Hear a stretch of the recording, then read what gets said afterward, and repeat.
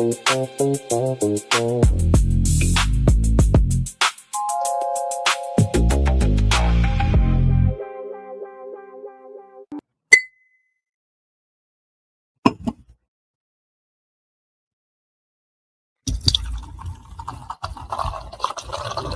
Layer's a hard place to live. Real hard. Ain't no soft landing nowhere in here. Smiling at you like it already know your name, already in the room when you walk in. That's the slings and arrows, you don't hear them fly, you just feel that sting and wonder where it came from. Whole layer wrapped in dark mystery. Old magic in the walls. Wizards whispering deals they don't keep. Dragons watching from the shadows, counting bodies like loose change. Succubus love looks sweet at first, then you wake up lighter than you went to sleep. Heart tax, soul pawn. It's war out here. Quiet war. Betrayal wear silk and smile real nice. Same cats break bread with you. Be the one selling your name 2 streets over. This whole thing a stone cold trip, baby. No fair fights, no refunds. So whatever shield you walk around with, it better be battle tested. Not shiny. Not shiny. Not fresh out the armory, I'm talking chip paint. Bent edges. Blood you couldn't wash off even if you tried. Cause the Layer don't care how fly you look in your armor. They care what's still holding when the smoke drifts off. If you still here tomorrow, still breathing, still standing on your square, then yeah, you's a bad mother. Shut your mouth.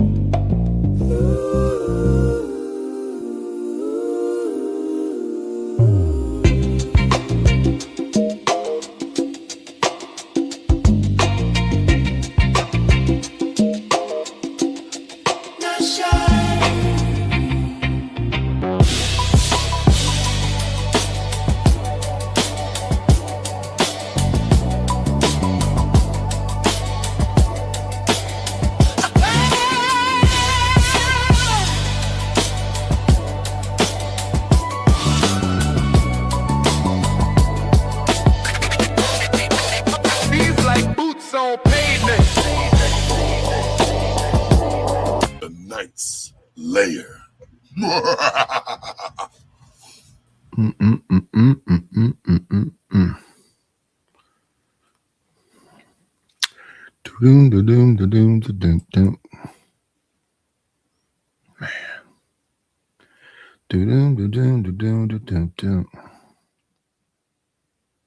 We moving this up out the way.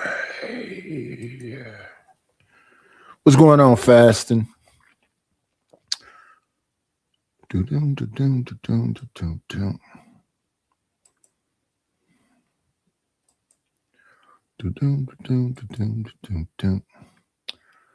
The show is called I Got to Think About It.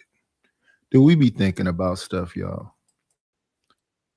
Or do we just go? Do we just go, y'all? Is it anybody that's not in it? Is it rich folks, poor folks, and all those in between? I think we're not going to waste no time. We're going to look at this little clip right here. I got this from Urban Politician TV, UPTV. Stay on your grind.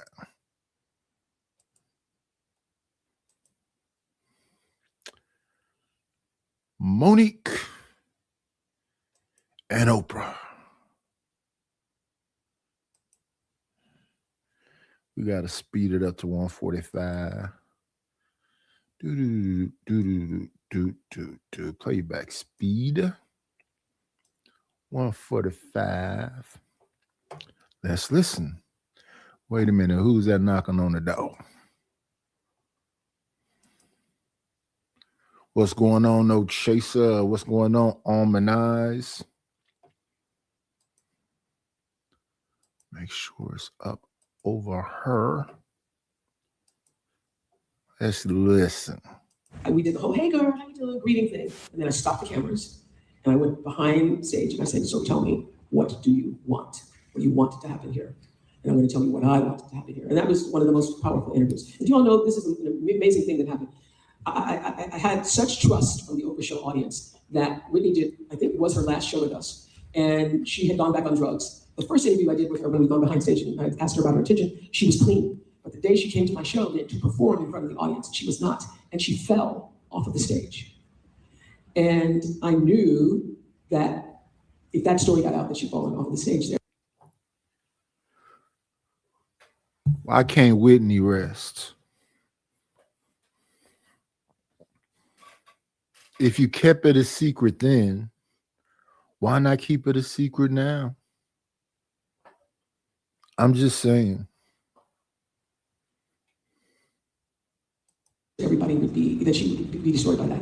And so even though the audience was there and the audience had cameras, I begged them not to put those pictures out because it would ruin her life, and they did not. And what about... That would not happen today, I can tell you. What about... Before I let you go, what is one question you're surprised that nobody asked you? Oh, that's a good one, baby. What's the one question you would like to ask me that no one has asked me? That's an even better one. Now, how you gonna hit me back with a, you know? Because I don't know the questions. I don't know what you want an answer Okay, to. what is a secret conversation you have had on the side with somebody in the industry that you have never told, but it will make an impact on the industry? It would shake a table. Oh my goodness, that's a good question. Baby, if I tell you I had a secret conversation with, it's gonna shake the table. You asked me when I want to know. Jesse Jackson. Okay. That's it. What? Shake the table. Shake the table. Because our brother's no longer with us. Yeah. And it would be unfair. So you got to play fair. Because I will not speak of a person about any conversation, about any incidents, about anything that they cannot say yes or no to. Because when you do that, that becomes unfair to the baby. Because they don't have they can't say, well, yes, that happened or that didn't happen. But I'll just say, you know, brother Jesse Jackson. And it wasn't a bad thing. It just brother Jesse Jackson. Yeah, Oprah actually recently talks about Whitney Houston in an interview. Oh, that's why you said, okay, well, there's that. She said that Whitney, you know, kind of passed out. It might have alluded to maybe. Didn't Oprah fall on stage? Wellness to me means all things in balance. And balance doesn't mean all things are equal or at peace at all times. Wrong shoes. No, you see me. And we didn't see we didn't see how she tripped, nothing. She just went down. We saw that. We saw her. She was walking and they found. And everybody was like, well, she said the shoes. Okay, well, what was wrong? So, and as we're laughing about it and making light of it, just for me, how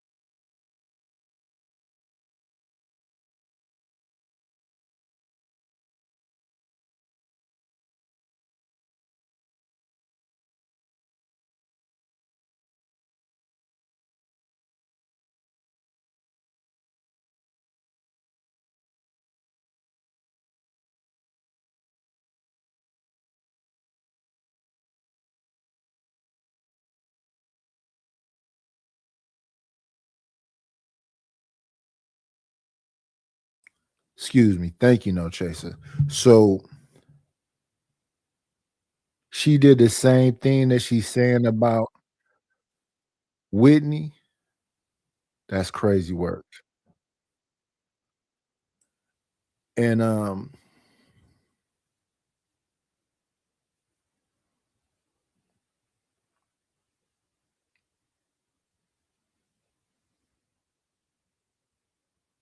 I'm trying to think because Monique issue is with Lee Daniels, Oprah Winfrey, and Tyler Perry. They've been going back and forth. I don't know how long now. Maybe since Precious. Oprah though, is it like a slow news week?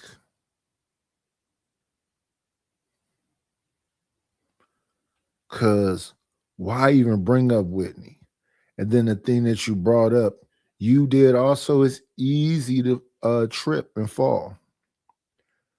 Y'all remember a while back, I don't even remember how long ago it was now, a car hit my brick wall and was in my yard. It could have flew through the living room.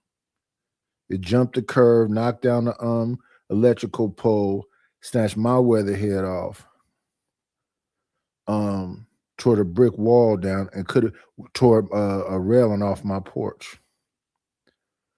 So at that time, I had no power, and I had to wait for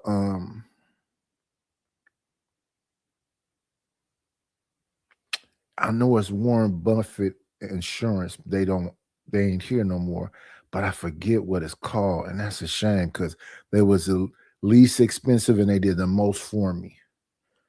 Man, what is one? That's okay. Anyway, my neighbor next door gave me an extension cord. No, said if I give him an extension cord, he'll plug it up to his house because his house is right next to mine, but he's a mechanic and he has outside outlets. So he just plugged the extension cord into the thing and told me, don't worry about it. I think I was using his power for like 2 weeks. And those were the 2 weeks I didn't. Here's even crazier part.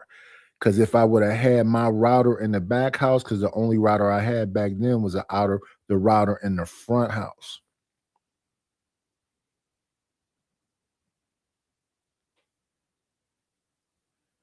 And I guess I could have ran an extension cord from the extension cord all the way through the house to plug up the router in the front house and took the computer in the front house and could have did stuff from, because that's all the router needed in the front house was a plug. I wasn't thinking though. I was, kind of agitated, upset. But anyway, I plugged up my refrigerator so my food wouldn't go bad. I could charge my phone. I could look at YouTube from my phone. But I had a bad signal. And I don't really know how to do YouTube from my phone. So at that time, y'all was around doing that, some of y'all. Anyway, he told me don't worry about it, a little time passed, whatever else. And then I want to say probably about 2 months ago, I said, you know what? That man did something for me, and I didn't give him no money or nothing.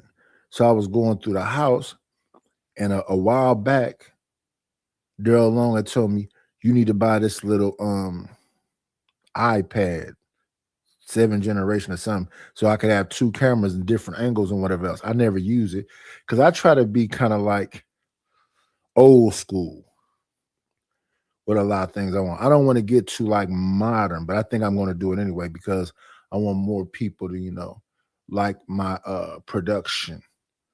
I love my production though. I love my intro music. I love the sideshow. I love the blade. I love my medieval stuff. I love the dragon. I love the old night with the baby night. I love the succubus. I love all of that. I love it. I need to clean it up a little bit because it used to be the royalty would be in a part of the intro every time the royalty changed. You know what I'm saying? I would, the king, the queen, blah, blah, blah, have them in the intro. Then I would have the thing in the back. Anyway, I gave him because remember I bought all this stuff, have an Airbnb. I gave him a TV, a Vizio TV, and I gave him an iPad. He wasn't there though. It was his son that was there. And his son came over when I was in the yard and said, hey, I think this stuff is yours. I said, no, I put it on your porch. He said, why? I said, I'm giving it to y'all to say thank you for letting me use the electricity for them 2 weeks. Tell your dad I said thank you for letting me use the electricity. Now, these are Mexicans. The man who said, brother, you can, just give me an extension cord and I'll plug it up. That's a Mexican man. Back at that time, that's when I was having a problem with the tenant wasn't paying rent. The house that got hit by a lot of stuff, right? And I was saying, my lender is being patient with me, right? But when I look back on it now, you could have gave me I came in this house, a fixer. It was completely effed up when I came up in it. It was unlivable. It was unlivable. It was orange stuff all on the wall. It was just horrible. I came in here and worked day after day after day. I cut out excess wiring. I covered up holes in the wall. I patched things. I put up, like I said, I took down all the brass. I got that horrible looking, my back house I didn't even get to. So it still has the same stuff that was in the front house. But I have the nickel fan that's go in my room to match all the brushed nickel stuff in the front. I have the things to finish the back house except for flooring. I said all that to say this. When I was going there to give him the TV, I live in the back house down the driveway. So to go out the front, unless somebody had a gate open, but since the new tenant was living here, the gate was locked. So I have to go over this little brick wall. I swear. And this is why I stopped driving and whatever else and going out. One time I was at Safeway and I just fell out the blue. It's not a new thing though. When I was like 19, I was at my wife 2B's house. She lived on 13th Ave, and I fell out on the floor. And they called my dad. We were right by Highland Hospital though, because we were on 13th Ave. Highland Hospital is very close, but they didn't want to touch me, so they called my dad and they took me to the hospital. And they was like, "What happened?" What And they ran all these tests and whatever else, and they couldn't explain that to me. That happened to me then. It happened to me one time when I went to the hospital, and this woman was doing something, messing with my feet or something, and she's like, "What just happened?" And I said, I don't know, but it's happened before. This day that I went to take him the iPad and the TV, same thing. I was walking over the brick and I just went down. Pow! Knocked a big hole in my shin. You can still see I guess I don't heal very fast anymore. You can still see the gash thing where I fell into that brick thing. I was laying on the ground for a minute too. In the morning, like 7:30, 8 o'clock in the morning. The tenant came back for some reason. I guess his wife saw me fall or something. She called, was concerned, blah, blah, blah. And he came and tried to help me up. I was like, no, wait 1 minute. Because I had to, stop being in pain for a second. Then I finally got up, went over there, took the TV and iPad and whatever else, and came back home. I said all that to say this. Why do people take your worst moments and highlight them?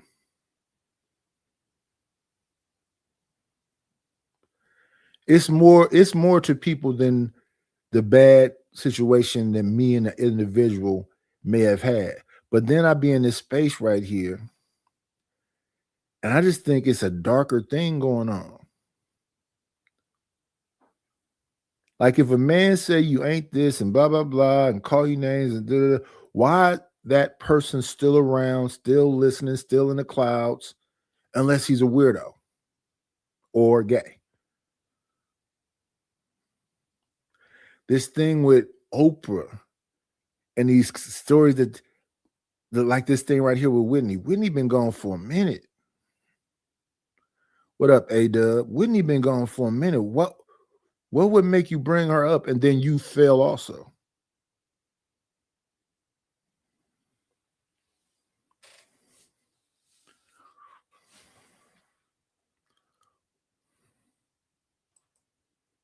How do you speak about someone that can't defend it?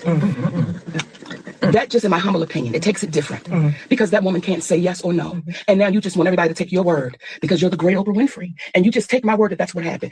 That I believe is unfair. I believe that's unfair. And I still love my sister, Oprah Winfrey. Let me be clear about that.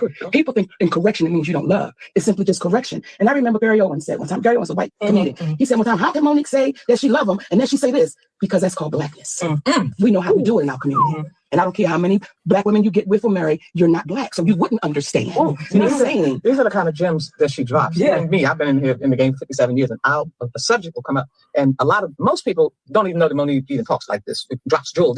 I'm sitting here mesmerized. Me too. I'm like, I I mean, yeah. But I'm not saying anything but the truth. Mhm. And we've gotten so far removed from the truth. When you hear it, you go, oh, well, wait a minute. Why? Yeah. Because it's simply the truth. Yo, it's Big Ant, the spokesman, man. We back. Another edition of Urban Politicians TV, UPTV. Make sure you stay on your pivot at all times, man. Had to come tap in as Oprah has been in the news and in the headlines for the last couple of days this week after she went overseas to France and did this interview right there on the stage and decided to reveal a private situation, some private information regarding Whitney Houston. Now, with Whitney Houston no longer being here with us and her putting this out like that, and most definitely, God bless Whitney Houston's soul and condolences for her and her daughter who is no longer with us. Her putting this out there most definitely rubbed people the wrong way. And as you see right there, somebody that spoke out on it, and there's been others as well who've been having things to say. Monique, now she was on 92Q, a radio station out there.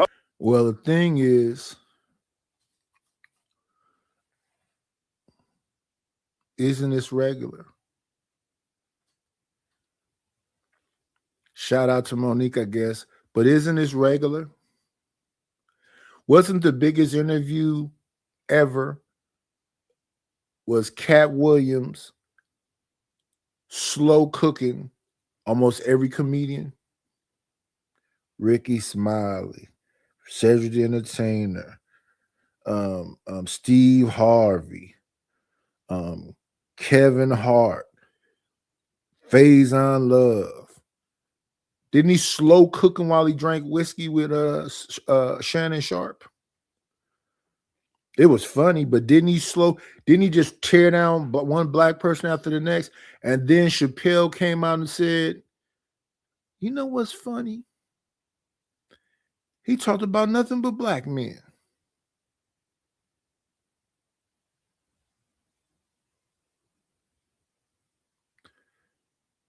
We love roasting each other, tearing each other down. Like me, I'm transparent. I'm about to be, if stuff don't go right, I'm not finna get no proceeds from this house. All that lender want to do is get his money back. So we was going through conversations. I got my realtor involved and them involved, and they saying, well, if you give up the money to do the minor repairs that he didn't finish, because I did a lot of work up in here, we can get top dollar for the house. My lender said, nah, I can't come up with the money. Nope. Let's sell it as is. I'm willing to sell at a loss.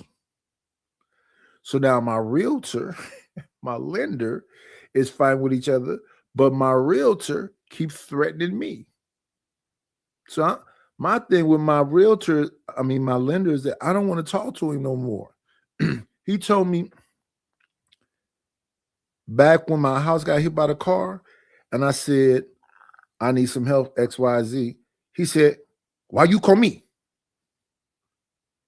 I said, because you my lender and my house got hit by a car and I need to get the house fixed to get a tenant, and you reap the benefits once a tenant get in here. But let's go even further back. I bought the house as a fixer. I gave up $142,000 on a $500 house. It was a piece of shit when I bought it.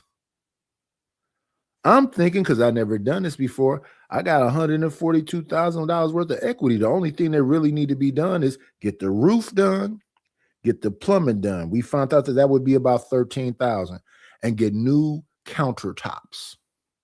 So altogether, what I was asking out of my $142,000 was probably going to be around about, let's see, they said $13,000, $10,000 for the roof, $3,000 to do a repipe, and countertops can't be no more than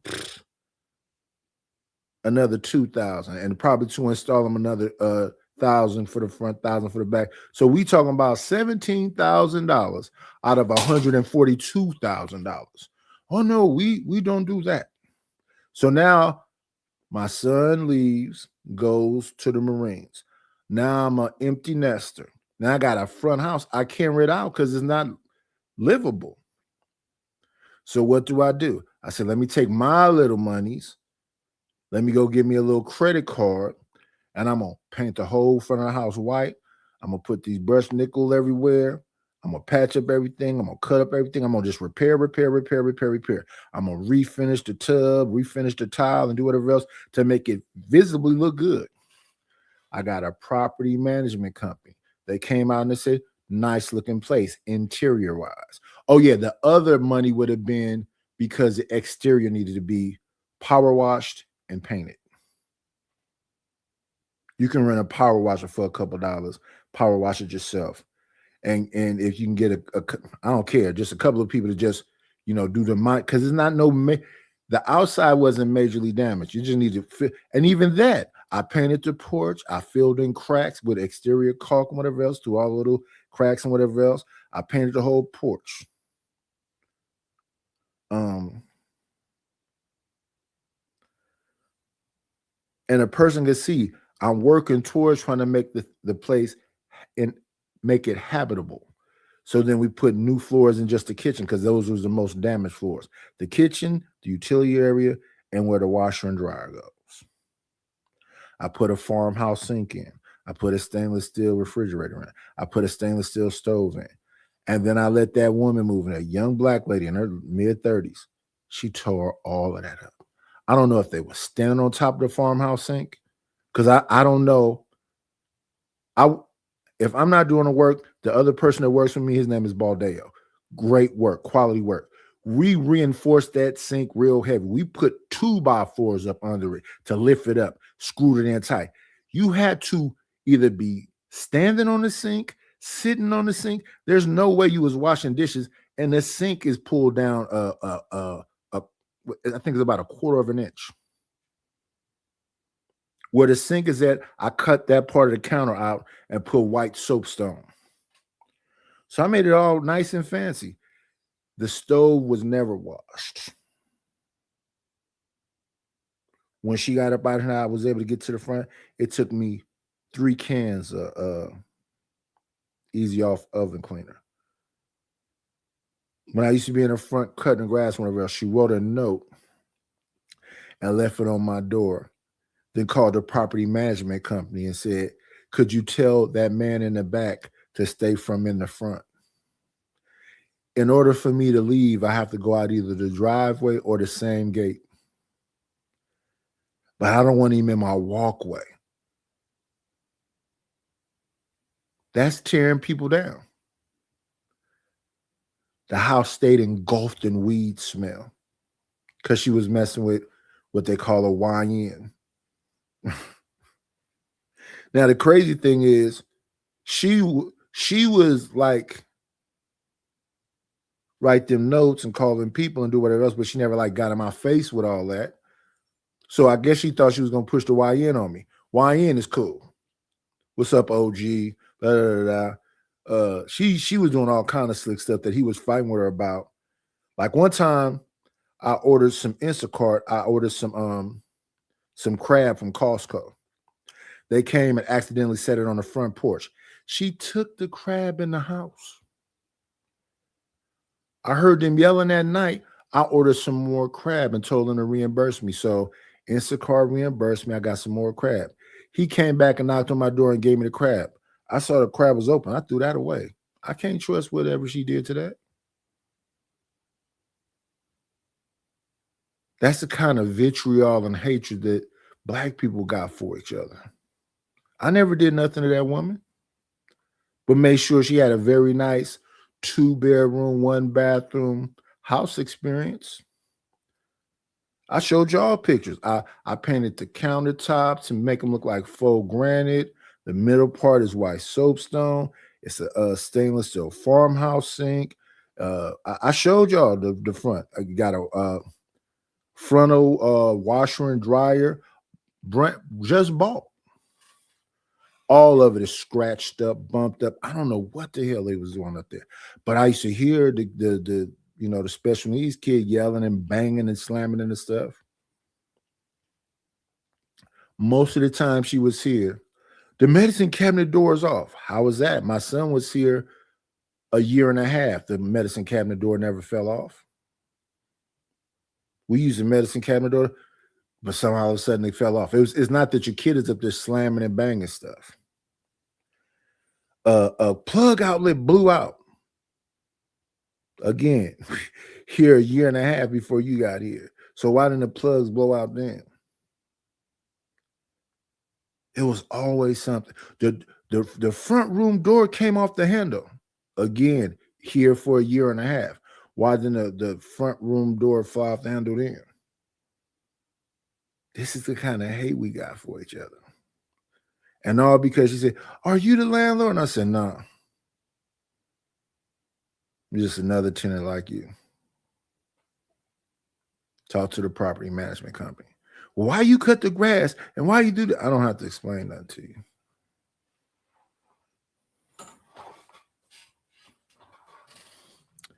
Urban Politician TV is about to explain to us about Monique calls out Oprah for speaking on Whitney.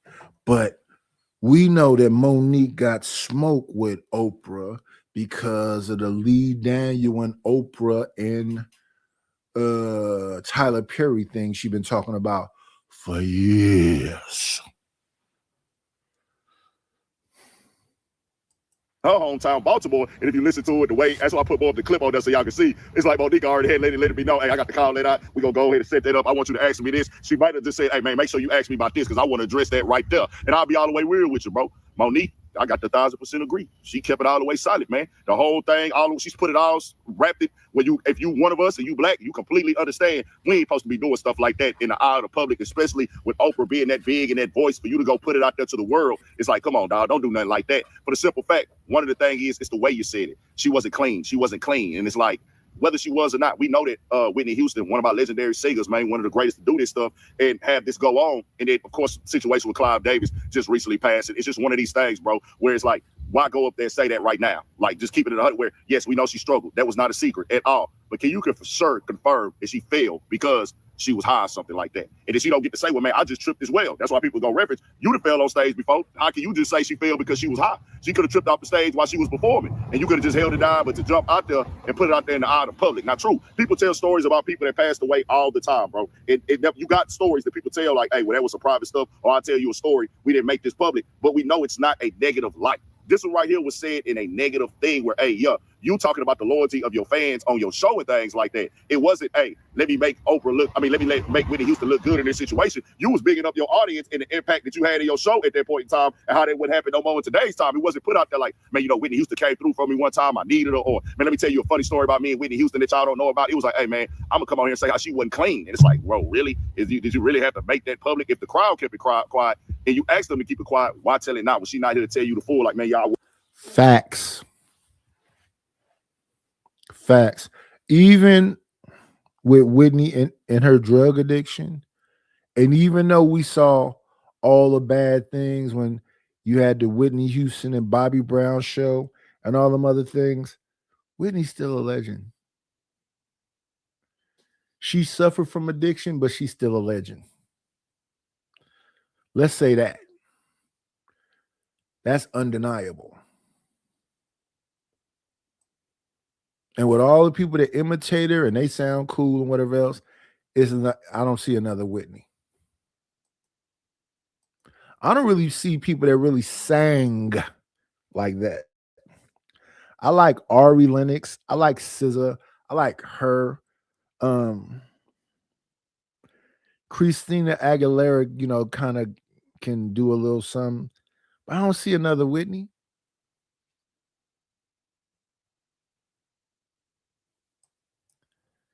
Yeah, these people have checkered past. And, they have all this stuff. They have an asterisk by their name. But all the greatness don't stop being greatness because they got an asterisk by their name.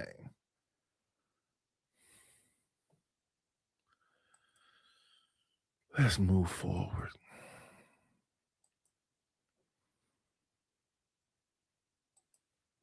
Thank you, A-Dub. But A-Dub, ain't nobody in that Discord. Reese didn't get, a bunch of people to get in that Discord. How many people are in the Discord? I think it's you, Old Man Low, No Chaser, Reese. Who else?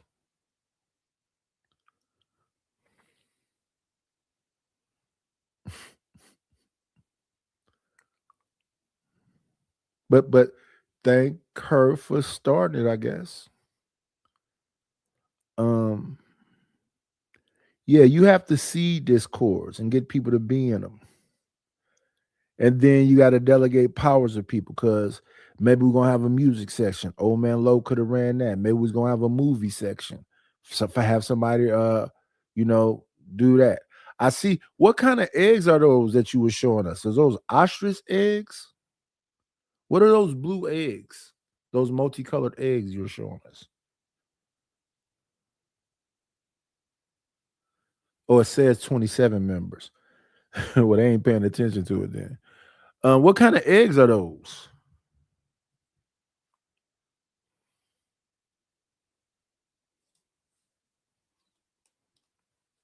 And you're in a Muir eggs. In Alaska, what's a Muir?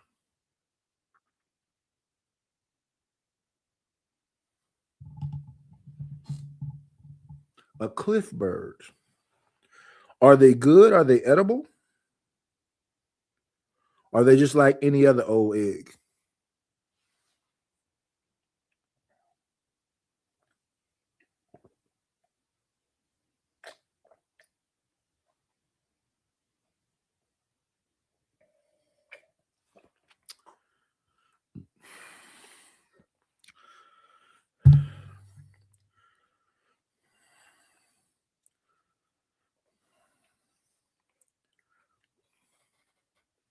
Are they edible? Are they delicious?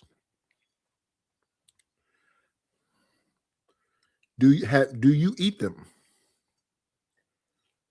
Or are you just want to grow the bird population?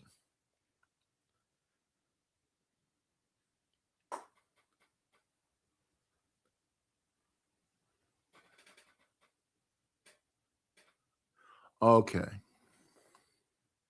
Cliff birds. So it's hard to get to the cliff to get to them. Hey, man, you got to, I forget that show I used to watch about Alaska. What was it called? Northern something. I used to love that show. That's how I found out about the Aurora Borealis.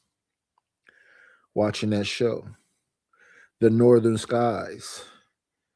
And how it's daylight for so much time. And that's how I got all fascinated back with Alaska. It was a famous TV show. They're 2 times bigger. Okay.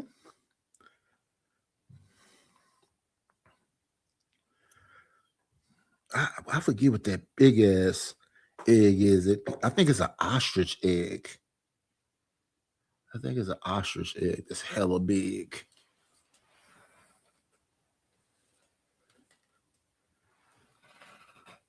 I know the little bitty eggs is quail eggs.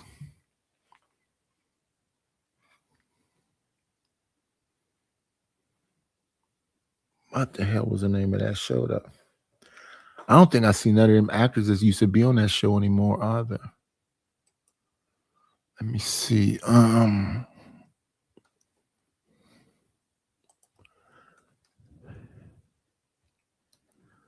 1 second, y'all, because people is BSing. I just do a show, then I do a show, and then nobody show up.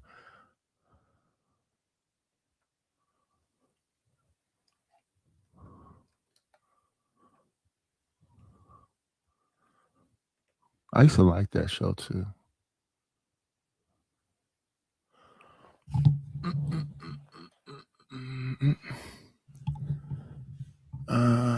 Northern Exposure. That's it. I used to watch Northern Exposure. Yeah, I don't see none of them actors no more, though. Yeah, the characters. Dr. Joel Fleischman, Maggie O'Connell, Maurice J. Minifield. I see him still. Holly, I see him still. So it's only them 2, I think. I don't see Rob Morrow no more, but I see Barry Corbin and John Cullum.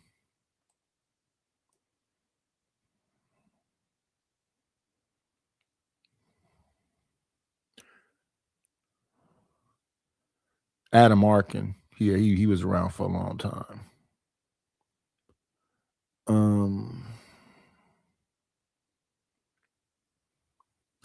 Graham Greene used to be on Yellowstone, so I kept seeing him. Yeah, this used to be one of my favorite shows. Jerry Adler used to be on The Sopranos. So it's a few of them on here that still was around.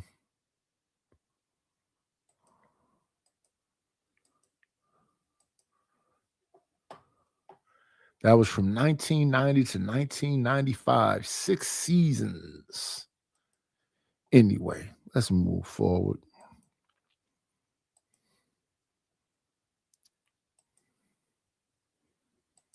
Somehow, some way, that Shaq got pulled into some stuff about Taz and Tommy Sotomayor.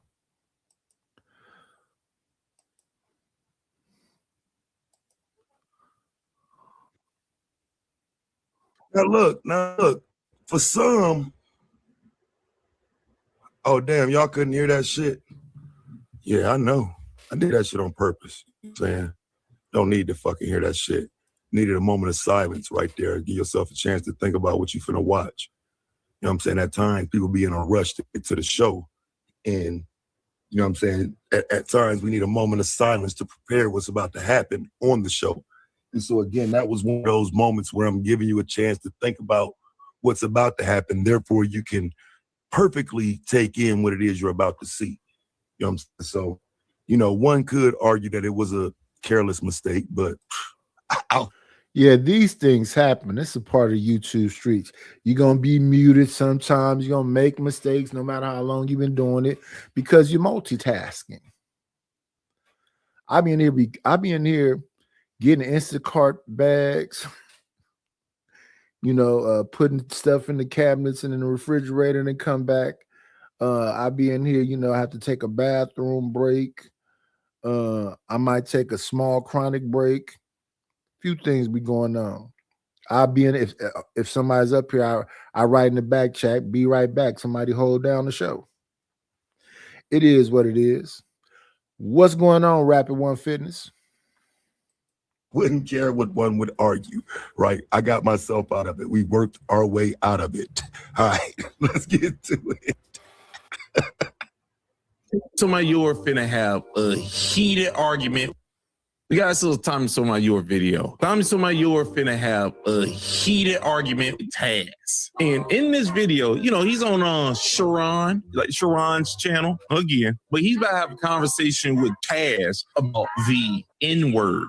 Yeah. This ain't relationship topic right here, everybody. So prepare yourself. This is about to be an N-word. It's a cultural conversation. Taz believes that in the 70s, and I think around all the way up to now, Black people have been using the N-word as a term of endearment and as a name.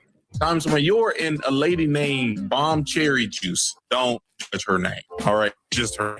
Wild name, but it's just her name. They are telling Taz that no, in the 70s, it was not a term of endearment. I'm going to just add in the 60s, 70s. Nah, it was not a term of endearment. Was this niggas out there using? Yeah, I said nigga. Was this niggas out there using that word? Yeah, they were using, but they were not using it as sweetie or brother and stuff like that. If they weren't, how can I explain? It was a minority. A minority. Ah, shit. Now, the question is, how do you qualify this? You know what I mean? Because I wish there were more people that were teenagers in the 70s that were here to qualify the conversation. Is crazy because for me, I'm just simply saying by the time I got of age and can remember words, nigga was already normal. It was an abnormal thing to hear from in the 70s. Nigga meant real. If it was coming from Black people, it had multiple meanings. I want y'all to go back and think about this. Let's use some Hollywood. Remember Sanford and Son? Red Fox would always say, nigga, nigga, nigga, nigga. Remember Good Times? Remember the Jeffersons? George Jefferson's famous thing to say was cracker. And one time he was arguing with Lenny Kravitz's mother because she used to be on a show Married to a White Man. And it's a famous episode where he said, I bet you that cracker called you. And she said, don't say it. Don't say it. Nigga. Nigga was all over TV in the 70s. One of my favorite half cartoon, half realistic movies is called Coonskin. It stars Scatman Crothers, Barry White, and Philip Michael Thomas. Called Coonskin. They say nigga so many times in that movie. And when they saying it, they calling they self niggas in the movie. The movie start off with somebody saying nigga. In the movie, it's a black character that's trying to bang Miss America. This is a white girl with freckles, and she has the American flag as she's wearing a bikini. But I mean, if you can get past modernization and go back and look at these movies are powerful. And yes, it was derogatory at some time, but a lot of times it was to put you back in your place. If you start getting high sedity and thinking you something other than whatever else, your woman or your man would say, nigga, please. Just because we got this money, just because we left out the hood, you know all the stuff we had to do to get here. That's what nigga please meant. Nigga please meant don't forget where you come from. Literally. And I was born January 25th, 1970s. So I was 1, 2, 3, 4, 5, up to 10 in the 70s, right? But I remember when I was 7, 8, 9, 10. I remember sitting on my grandmother's little front of her house. She had a little concrete slab, kept her grass cut at 3-inch blades. She had 4 o'clocks in the back that she kept pruned. She kept painting the house and sealing the cracks and whatever else. So that's why years later, when I was like 30-something, and my uncle invited me over there, and all the grass was covered with rocks. And the house was all chipped up. And there was some kind of like lemon color. I'm like, but that's a me thing. I know that's not everybody. That's a me thing. I would think, why wouldn't you keep that thing looking like it used to look? So every time we come by there, we go, that's grandma's house. But let's proceed. They're having an argument about nigga or nigger, one or the others. The very first time I can remember hearing words being used. And so it's this idea that you can put an umbrella over it is what I didn't agree with. But let's get to it. Minority was doing this thing. So we're gonna listen to this conversation and see if Taz makes. What's going on? Hold up. Folks say they got beef with me to this day because I miss saying hello to them. So let me make sure I go to the chat and back up and do whatever else and make sure I acknowledge the people in the building. Now, here's the thing. The free things. Liking is free. Commenting is free. Subscribing is free. Please do those things. And if you really want to be nice, hit the Cash App. Hit the Cash App. or the PayPal or the Venmo.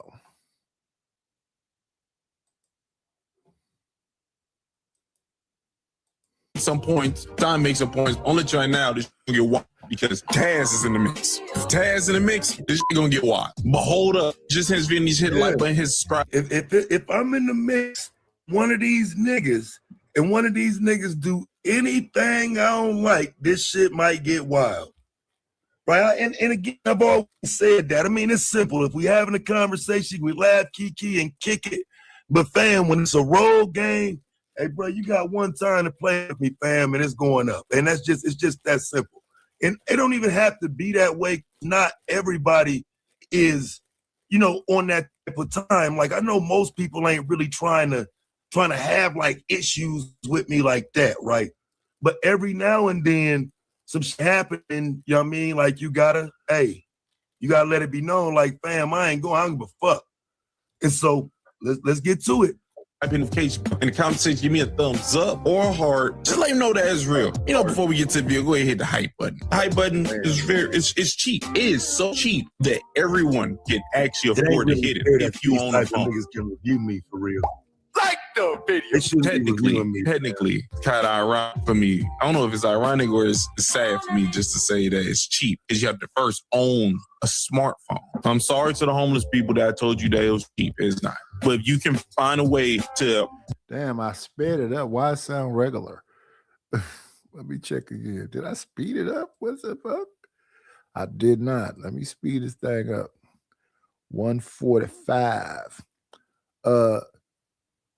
I think me and Taz has a cool enough relationship where he don't trip off me reacting to his channel. I hope I have that understanding. I could be wrong. Taz be snapping.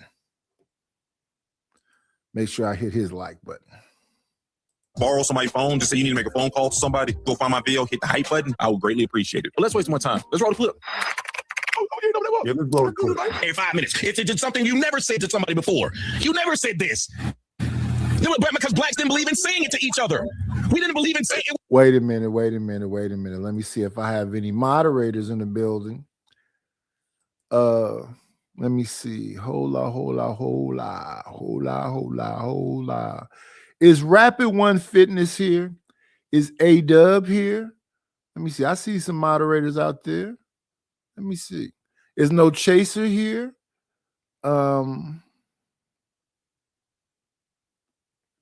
Is Fasting here? If any one of y'all are here, y'all see the little hobbit in the chat? Nut hugging. Hey, Kills, get my dick out your mouth. Thank you, A-Dub. It was what whites called blacks. We actually had some decorum before. And they would stop having it. We said we want to use the same words that white people use. Same time, so I say wasn't no decorum. No, I'm saying we would say, hey, why are we going to call the decorum is what I meant by this. We're not going to call ourselves, which was the argument about the nigger term. That's why Harry Belafonte and all them said we shouldn't be calling ourselves what they called us. Now, here's the problem. If you just arguing from a Harry Belafonte position, then cool. I would agree that the older generation probably didn't use it the way the younger ones did. But the younger generation was using it. We made nigga very popular in the late 80s. The late 80s, right? He said we made nigga very popular in the late 80s. I'm saying it was already popular by the late 80s. Or then you didn't do that either. It wasn't popular before the late 80s. No, you wouldn't just walk and call you couldn't just walk up and call no man that as a black man without getting your ass whooped. It was not a term of endearment. You couldn't walk up to a black man in 1979. That's wrong. That's wrong. That's not the truth. Again, I was young in the 70s, but I remember the 70s. And I remember being in San Pablo. I remember being in East Oakland, West Oakland and East Oakland. I remember people drinking, smoking weed, and calling each other nigga. And they wasn't beating each other up. All that is to say that don't forget where you come from. That's what it used to mean. If a black man jumped on another black man because that black man called him a nigga, that would have been strange.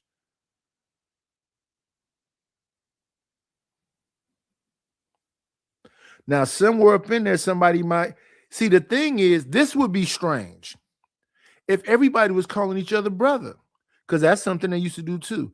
Brother, brother, brother. But in my childhood experience, I didn't hear a lot of people calling each other brother.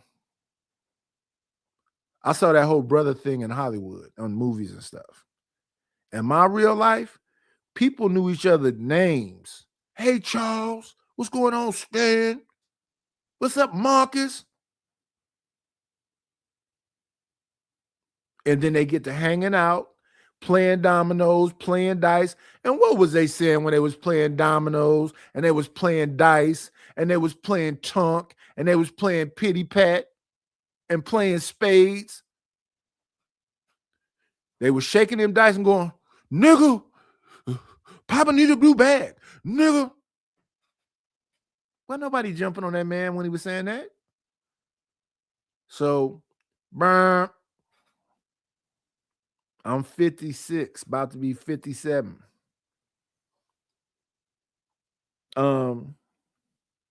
People call each other by their name. They knew each other kind of closely. They was cool with each other. And when somebody get to acting high sedity or like they was better than something, you got what Paul Mooney said. Paul Mooney way older than me. You got your nigga wake up call. Richard Pryor had a show, I think that was in the 70s. It was Richard Pryor. It was Tim Reed. It was Paul Mooney. It was Robin Williams. It was Sandra Bernhard. And they said nigga regularly.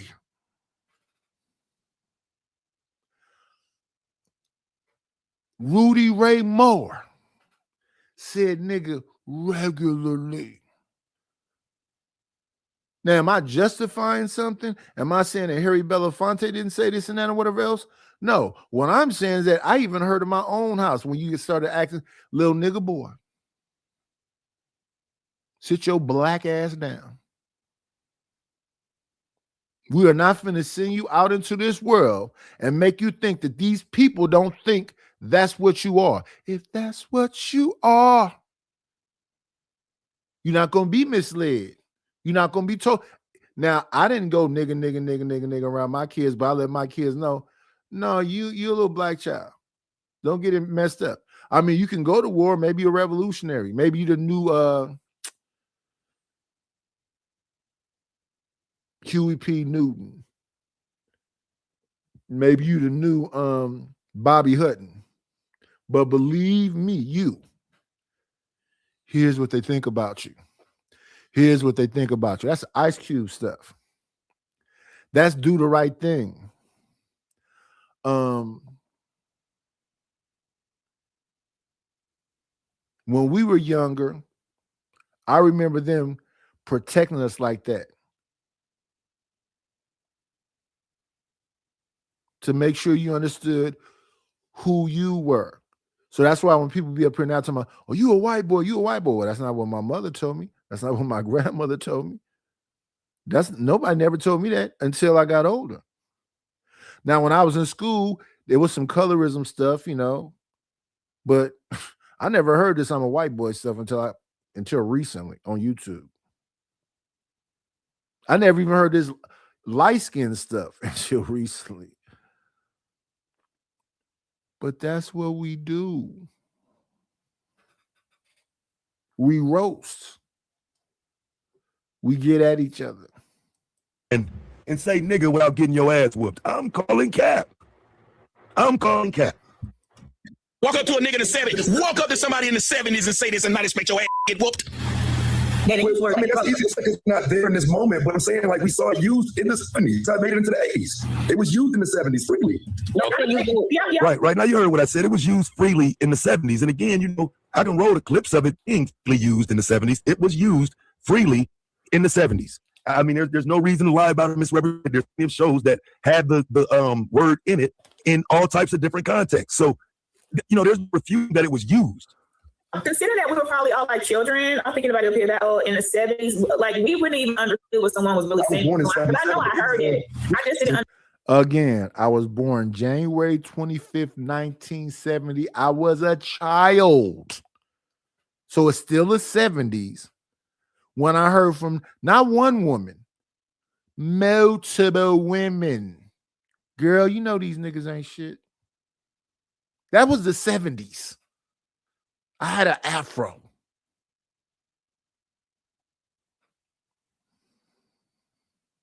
understand what it meant, you know? Yeah, but I am old enough to know, right?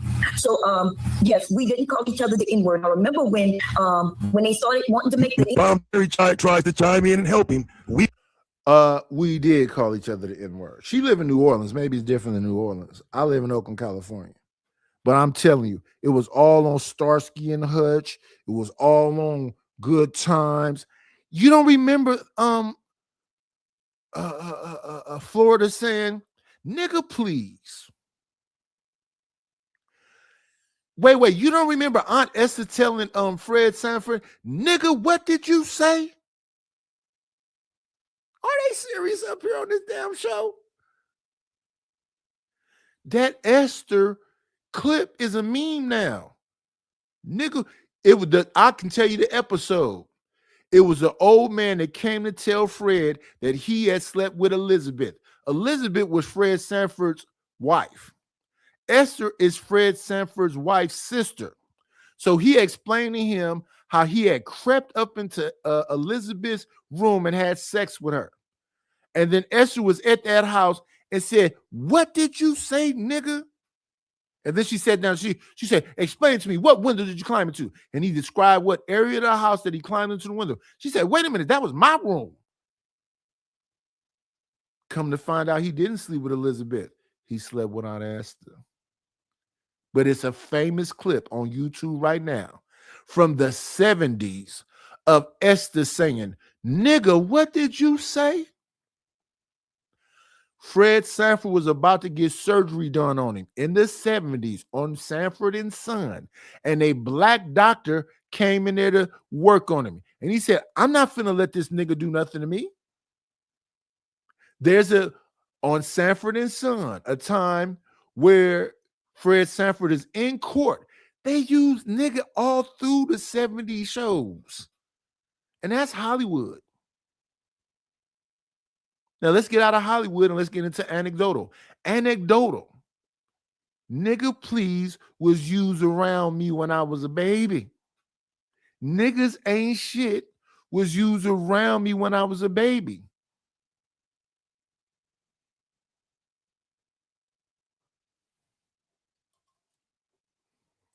We wasn't calling each other the N-word. Okay, I ain't talking about no women, but when women chime in to agree with Tommy ain't got no problem with it. Even when they wrong, don't know what they talking about, Tommy cool with it. Because Tommy just wants someone to agree. So if this was a woman disagree, he would be talking shit to her, but since she agrees, he cool with it. N-word is popular and a term of endearment. People was against that. What's going on, Irby Fatal? The young black people was for it. The older black people was like, no. Yep. And so right, now, she just said what I... That's not the truth.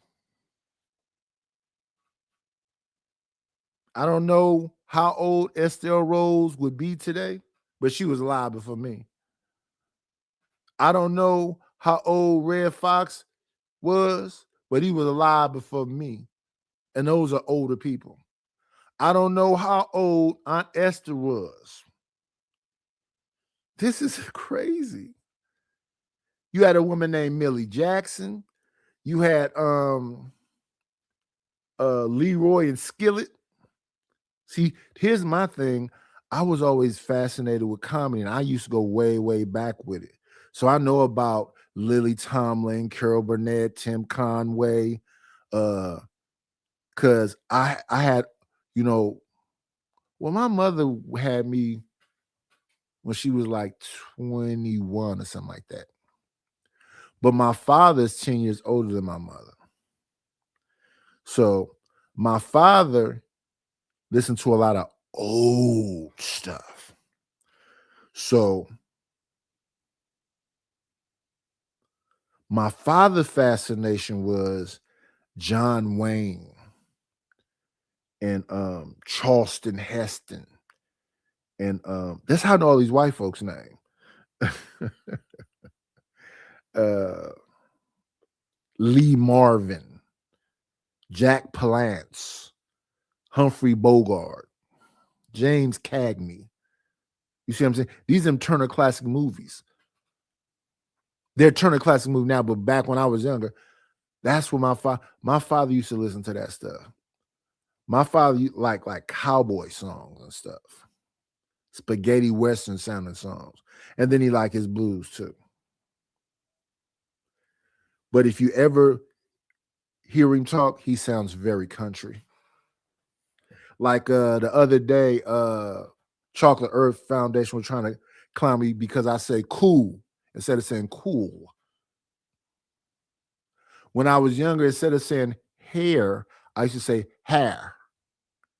Now, the reason why I used to talk like that is because I'm listening to my parents. They talk like that. I had some people laugh at me, black people laugh at me because of why I used to say hair. I used to say hair. I used to say cool, C-O-O. Until I heard the song Cool from The Time. C-O-O-L. What's that spell? That spells cool. Cool. Yeah, before that, I used to say cool. I still say it. I slip up and still say it. But you know what? I wouldn't embarrass somebody. I wouldn't try to embarrass somebody by saying, I'm more articulate than you. But yeah, nigga was used regularly in the 70s. And if somebody was gonna beat somebody up in that episode of Sanford and Son when she stood up and said, nigga, what did you say?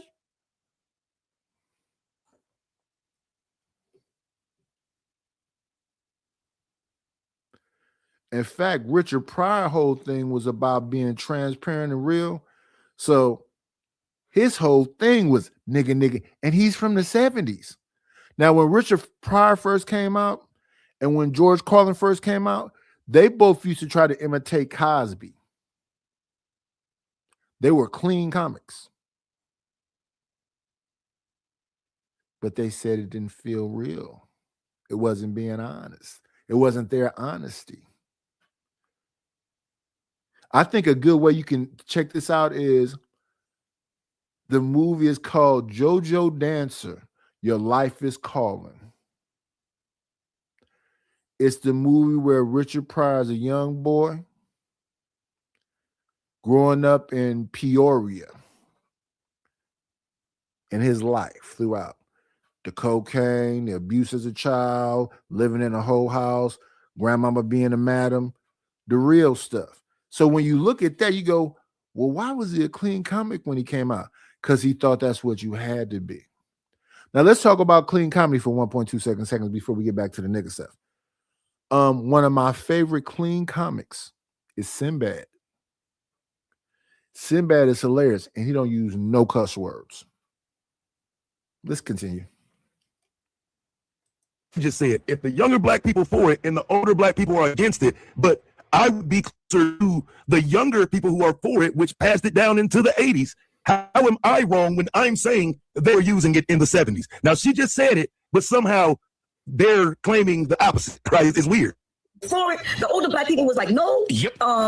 And so that was, and they even went on Oprah and all kinds of sure things. did. He went up to prove that we're going to make an alternative of endearment. We saw where that happened. Because they think about it, yeah, they came out and had to say, she's right, they came out and had shows. How do you explain the exploitation era and this word being all over these movies freely? That was us. Oh, okay, wait a minute. Are you saying that was a term of endearment? They would say, dumb nigga.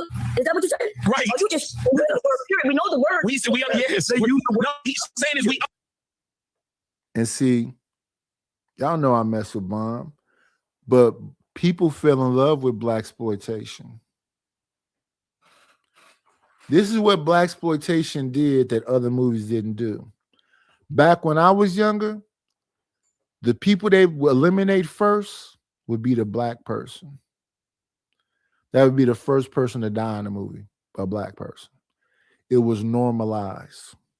So here's what blaxploitation did. They made the black person a hero. He survived and beat the man. And I don't care if you're looking at Hell Up in Harlem. Who was that? That was Godfrey Cambridge. They used to say, nigga, please. I don't care if it's Superfly. I don't care if it's a Mac. What did Max Julian say to Pretty Tony? He said, nigga, can you buy that? What the fuck are they talking about right now? It's because of those movies that normalized it and made it cool.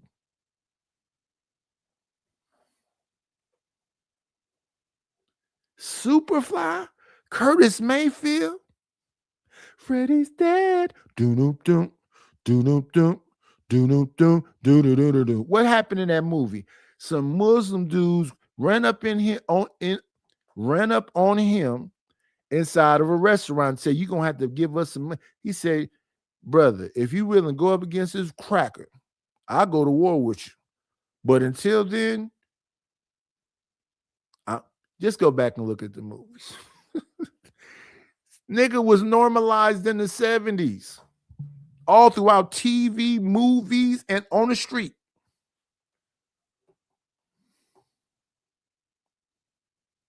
Understood the word, but it was always used as a pejorative. Right. So now the goalpost is being moved now, right? This is why it's odd looking at people in comment sections trying to judge what they call debates. So now we're moving the goalpost again. We already outside the original statement that was wrong. Now, another question is asked, and yes, when these terms are being used in these movies and shit, sometimes it's a positive. Sometimes it's an attempt to send a different message. When you're doing these movies and you calling somebody boss nigga, right, and going around murking white people, again, there's an attempt to reclaim the term. And like I said, I get what their argument is, but they're not being honest about its usage in the 70s. It was same movie, Superfly. There's a part in there where Superfly is telling Eddie, I'm finna get out the game. And what did Eddie say? I don't care if he gonna kill me, nigga. We ain't never had it like this, and I'm gonna live my best life. Have me a piece of cocaine and a bad bitch until this cracker kills me. These is famous lines from the 70s blaxploitation movies that people repeated. In recent times, they react them. Drewski, I'm positive if you haven't done it yet, we'll do it.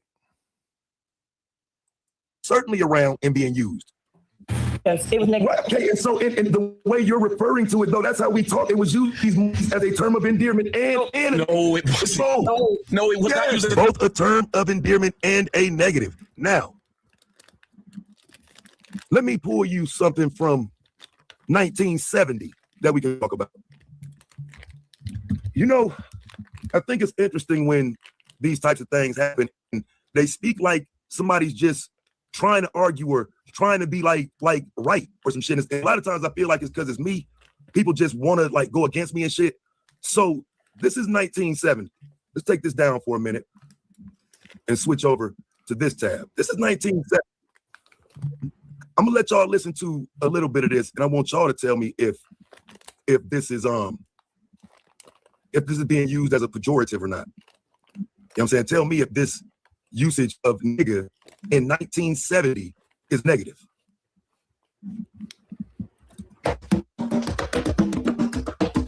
Night descends as the sun's light. Another famous one, the last poets. They got a thing called nigger.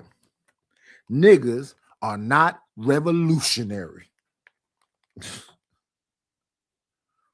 And black comes back to bend again. And with the death of the sun, blackness become one. Blackness being used, peeping through the red, the white, and the blue. Dreaming of false black civilization that one first grew. Hey, wake up, niggas, of y'all crew. Drowning in the flow of the white man's spit. As you pause with some drawers in the midst of shit. And ain't got nothing to say, your funky ass with. You cool fool. Sipping on menthol, sitting around midnight. Rapping about how the Big Apple is out of sight. You ain't never had a fight. Who are you fooling? Me? You? Wake up, niggas, of you all crew.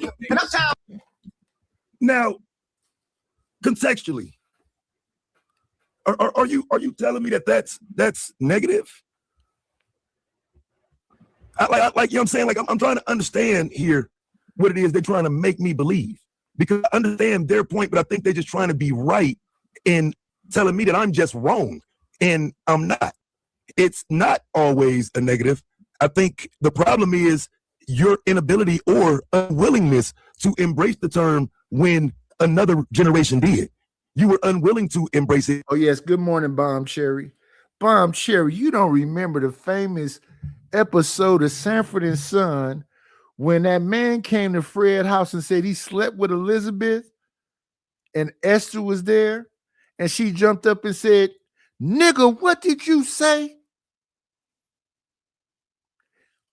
Do you not remember the Mac when Max Julian told Pretty Tony $175?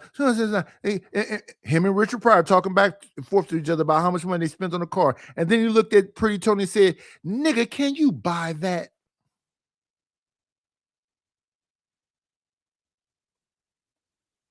Godfrey Cambridge and Cotton Comes to Harlem.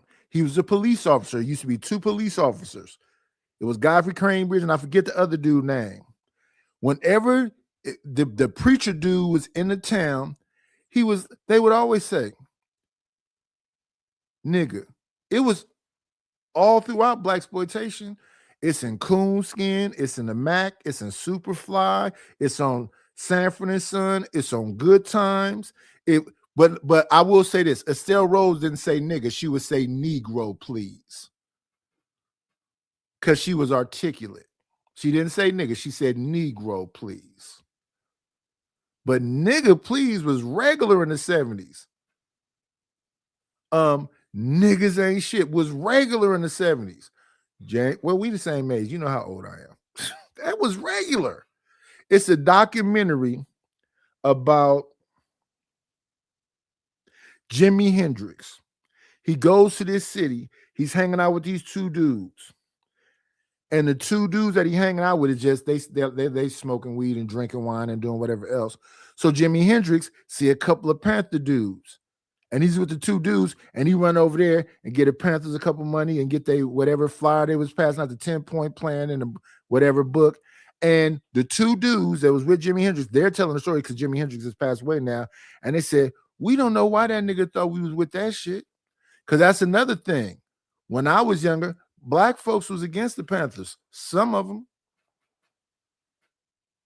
It's a famous story that Richard Pryor tells about the Black Panther people coming to his house and his people telling him, "You better tell them crazy niggas to get off my porch." I heard nigga everywhere when I was 7, 8, 9, 10, 11, 12, 13.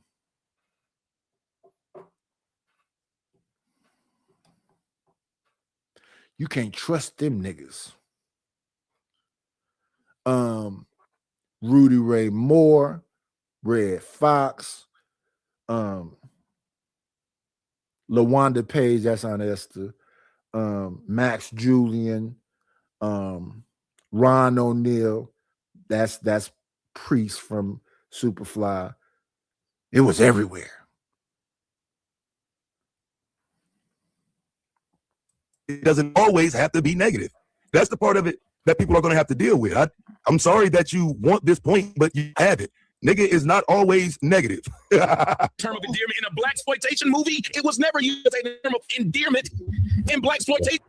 It was never used as a term of endearment in blaxploitation movies. Now, again, if the damn movie has nigga in the goddamn title, before I don't understand what we're doing here. Because for me, once you start promoting it and you see the usage of it all through the 70s, how can you blame the 80s for using it? It's all through the 70s. This is crazy. Movies, it was literally like she said, it was dumb, preceding nigga, stupid, preceding nigga, old, ugly, broke. It was literally a pejorative. Yeah. But what about when it's Nick, please?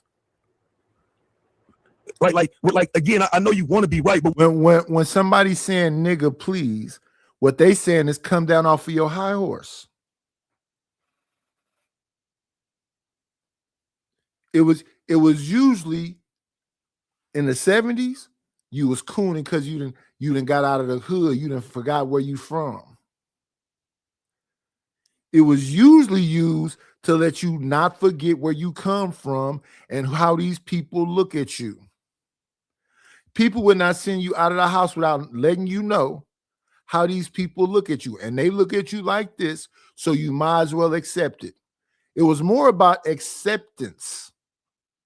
Understand who you are, where you are, so you can be more prepared instead of walking out here thinking that it's one race, the human race, and everybody sees you the same way your mama loved you. No, when I was younger, parents were trying to protect their little black babies. And a way to protect them is to not let them be misled and think that, oh, no, racism don't exist, and you're not looked at as this. Now, I wasn't raised to be racist, but I was raised to be what they called back then conscious. Don't be out here asleep.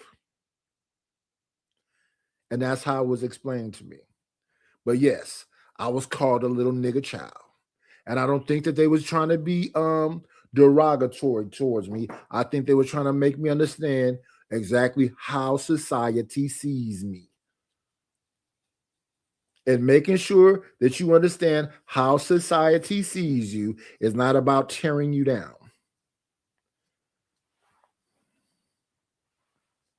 So now, I didn't call my children little nigger childs and sit your little black ass down and all that other stuff, but I did inform them that, yeah, America sees you like this, and you have plenty of examples of it by when they look at our children as adults. So the thing I used to always get across to my little black boys and little black daughter was understand who you are.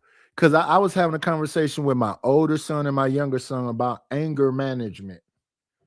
I said, son, all you got to do is be angry one time and do too much, and that's it.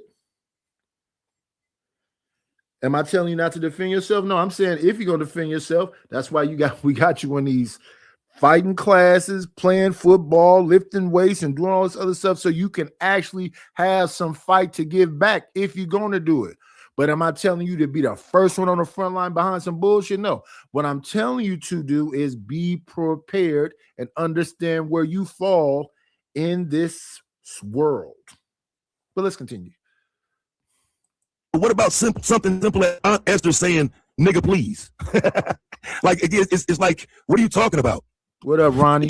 And said, that's what and she's right. They used to go on Oprah saying, we took the power out of the word. Because the old people were saying stop. Take out the adjective. If you take out the adjective, what's the word you're using, though? All right, if you just take off the adjective, don't say dumb, don't say stupid, don't say idiot before you say nigga, and you're still using nigga. The word is being used.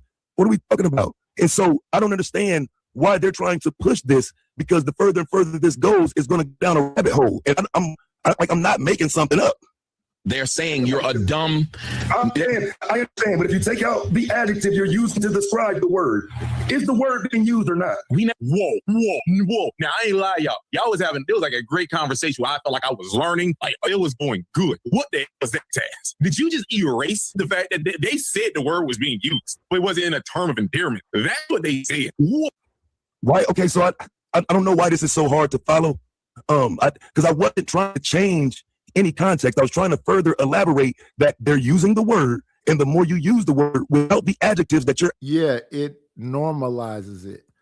I didn't say they use it as a term of endearment. I'm saying that it was just used to death. I named you 50,000 times. It was used to death. I gave you 3 right off the top of the head. Red Fox is in a hospital. Black doctor. I'm not finna let that nigga operate on me. Fred Sanford is in the courtroom. He says, nigga. What's the other one? Aunt Esther is at the house, and a man comes and said he slept with Elizabeth, who's Fred Sanford's wife, who passed away. When they went through the story, we found out he slept with Aunt Esther. But in that episode, that's when Aunt Esther jumped up and said, what did she say? She said,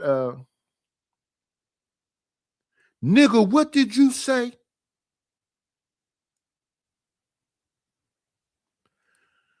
All throughout Richard Pryor's majority of his comedy, nigga, until that time when he had that red shirt on and said he's not going to use the word nigga no more. That was in the 80s by then, though. He had used it to death. Watch the movie Coonskin, which is Scatman Crothers, Philip Michael Thomas, and Barry White. They go from real life to animation. They use nigga throughout that movie. And they calling each other it. Philip Michael Thomas is from Miami Vice. He's in a movie. They breaking out of prison. Philip Michael Thomas, Scatman Crothers. The beginning of the movie is Scatman Crothers singing, "I'm a nigga man. Watch me dance. I'm a nigga man." Don't believe me? Go watch that shit. It's out there. I believe Coonskin is free on YouTube. You can just the beginning of the movie is Scatman Crothers singing, "I'm a nigga man." Scatman Crothers ain't from like the 50s and 60s. Adding to it, does the word stand alone in itself as a negative? But you're jumping in, you can make that point. And it's like, fam, like, I don't understand why they be trying to dick ride Tommy. Fam, setting this up, this is why you got to do it on the clock if you want to call it a debate. Otherwise, you can jump in like that and make it seem like I just went off topic or change the context or change the narrative. Wait. Let's stop Taz right here. Coonskin is free on YouTube. Wait. Let me see. The whole movie. Scatman Crothers in the beginning of the movie.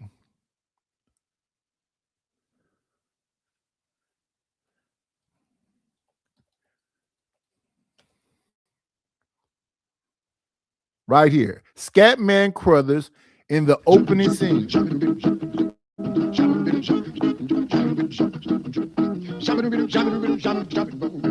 I'm a Mr. Man, the king man, the poor man, I'm a shine man, I'm a nigga man. Watch me dance. I got the devil in me. It's the man you see. Got the devil in me. It's the man you see. That song is called "I'm a Nigga Man." Don't believe me? Just go look. This is just the beginning of Coonskin. This is the beginning. Scatman Crothers in the opening scene of Coonskin, 1975. In this movie, it's a Ralph Bakshi film. The stars are Scatman Crothers, Philip Michael Thomas, and Barry White. I done watched this movie 1,000 times. In that movie, Philip Michael Thomas and Barry White and Scatman Crothers are calling each other nigga. They're not insulting each other. They a little crime ring.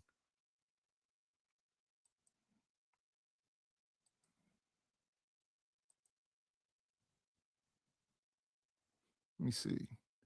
Here's the full movie right up under it. Xeon Films, Xeon Pictures. Watch the movie. The movie is wild. But don't believe me. I'm just lying. That point, and it's like, fam, like, I don't understand why they be trying to dick ride Tommy. Fam, setting this up, this is why you got to do it on the clock if you want to call it a debate. Otherwise, you can jump in like that and make it seem like I just went off topic or change the context or change the narrative or some shit. Oh God. Okay. I don't know how that happened. I'm gonna just pretend that you slipped. It was just a mistake, a normal mistake. What you just did. Whoa. This is insane. Y'all see how they keep? We never said it wasn't used. Y'all, we made a straight argument and said. Wait, Bomb. Me and you are the same age. I was born January 25th, 1970. I was 5 when Coonskin came out. I saw Coonskin. I saw Sharky's Machine. I saw Gator with Burt Reynolds. I remember 5, 6, 7, 8 years. I used to walk to Lockwood Elementary School from 73rd and Fresno Street. Walk straight down 73rd to go over to my damn school, which was on 69th, between 69th and Havens Court. That's kindergarten. My brother was in the 1st grade. My big brother used to walk me to school. I was 5. I remember going to the penny candy store, going to the Candyman house at his back window and buying penny candies. What do you mean? That was 1975 when that happened. I remember that. You don't remember 75? Bomb Cherry. It was in the 70s that I went to the movies by myself from 73rd and Fresno Street. The movie I went to go see was called because that's when I first saw Debbie Morgan. Yaphet Kotto was a star. They were stealing stuff. What was the name of that movie? Matter of fact, Rudy Ray Moore was in the movie. Rudy Ray Moore, Yaphet Kotto, Debbie Morgan. Damn, what's the name of that movie? First movie I ever saw at Eastmont Mall. I walked to Eastmont Mall from the apartments on Fresno Street, so I'm still hella young. Monkey Hustle. That's what it was. Monkey Hustle.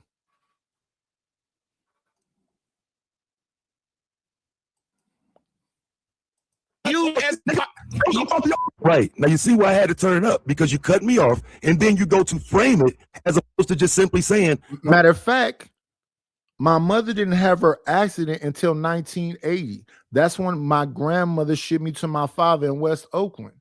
So I remember a lot about the 70s. I remember across the street from my grandmother was two brothers, Michael Gertz and Bobby Gertz.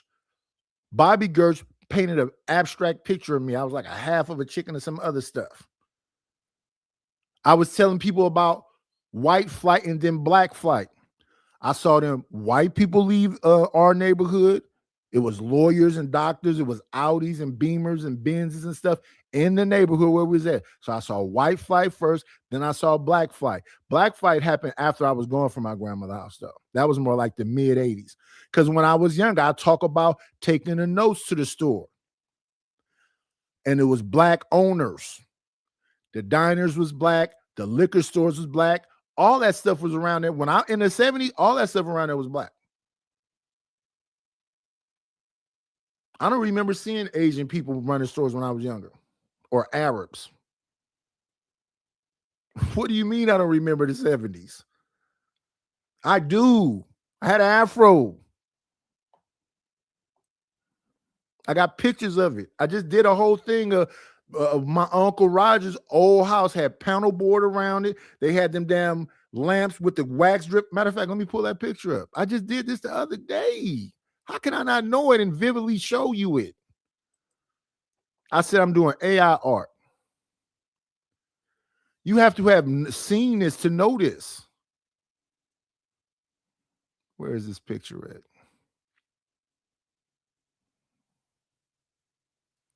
Give me 1.27 seconds. Most of the stuff I do over here is about 70s stuff. Where is my picture I did the other day? Oh, yeah. And then I even made them wine labels for you, too. I made you this white one. Let me show them. Let me show you them first. There go one wine label. Let me get the other one.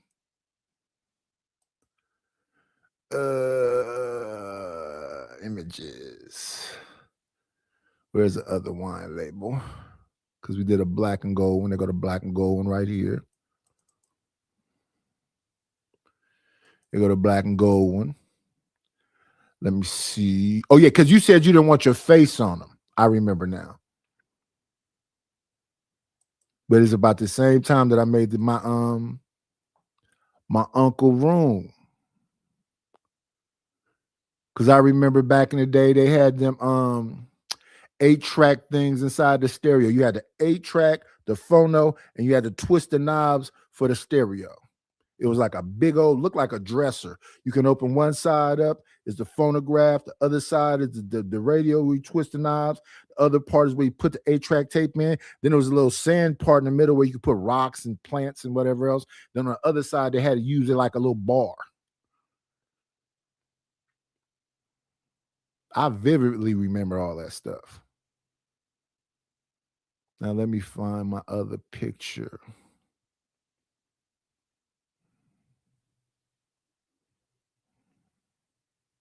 There we go. There we go. That lamp that's hanging from the ceiling that I made, that's from the 70s.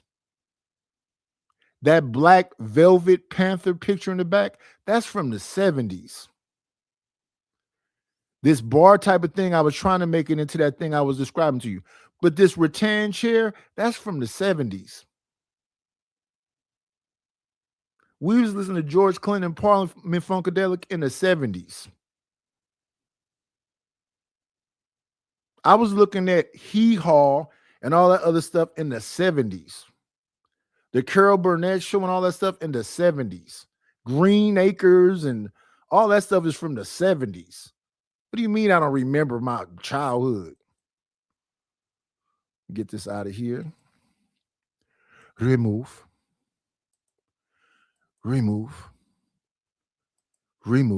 Oh, yeah, I wanted to show this again.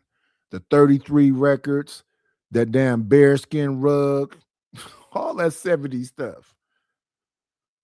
The only person I seen in 2026 with a panel room like that, name is Solid Snake. I ain't seen nobody else with no room with panel board all around. Let's pull this back up. Share.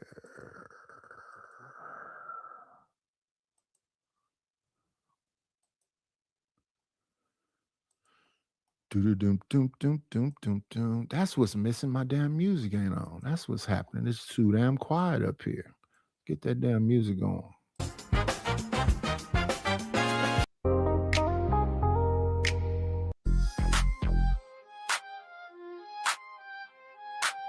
There we go.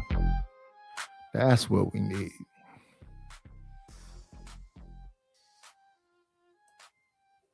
There we go. Well, wait, we already know that. If that's what you thought I was saying, then cool. But you framed it for this goofy ass nigga that's reviewing this video so he could set it up to make it seem like I wasn't doing what I was doing. I'm trying to make a point. If you go back before this, that's why I said, does the word stand alone? So once you start playing with me, which I knew what it was, I see this is you talking to your audience. You trying to make it seem like I'm saying something that I'm not. Goofy ass nigga, don't play with me, brothers. I know what this is. I know what right here. This is insane. I'll see how they keep. We never said it wasn't used. Y'all, we made a straight argument. Motherfucker, I know y'all didn't. In case you didn't hear what I said. We never said it wasn't used. Y'all, we made a straight argument and said use as a. Don't talk to your fucking pussy crowd like you're talking to me.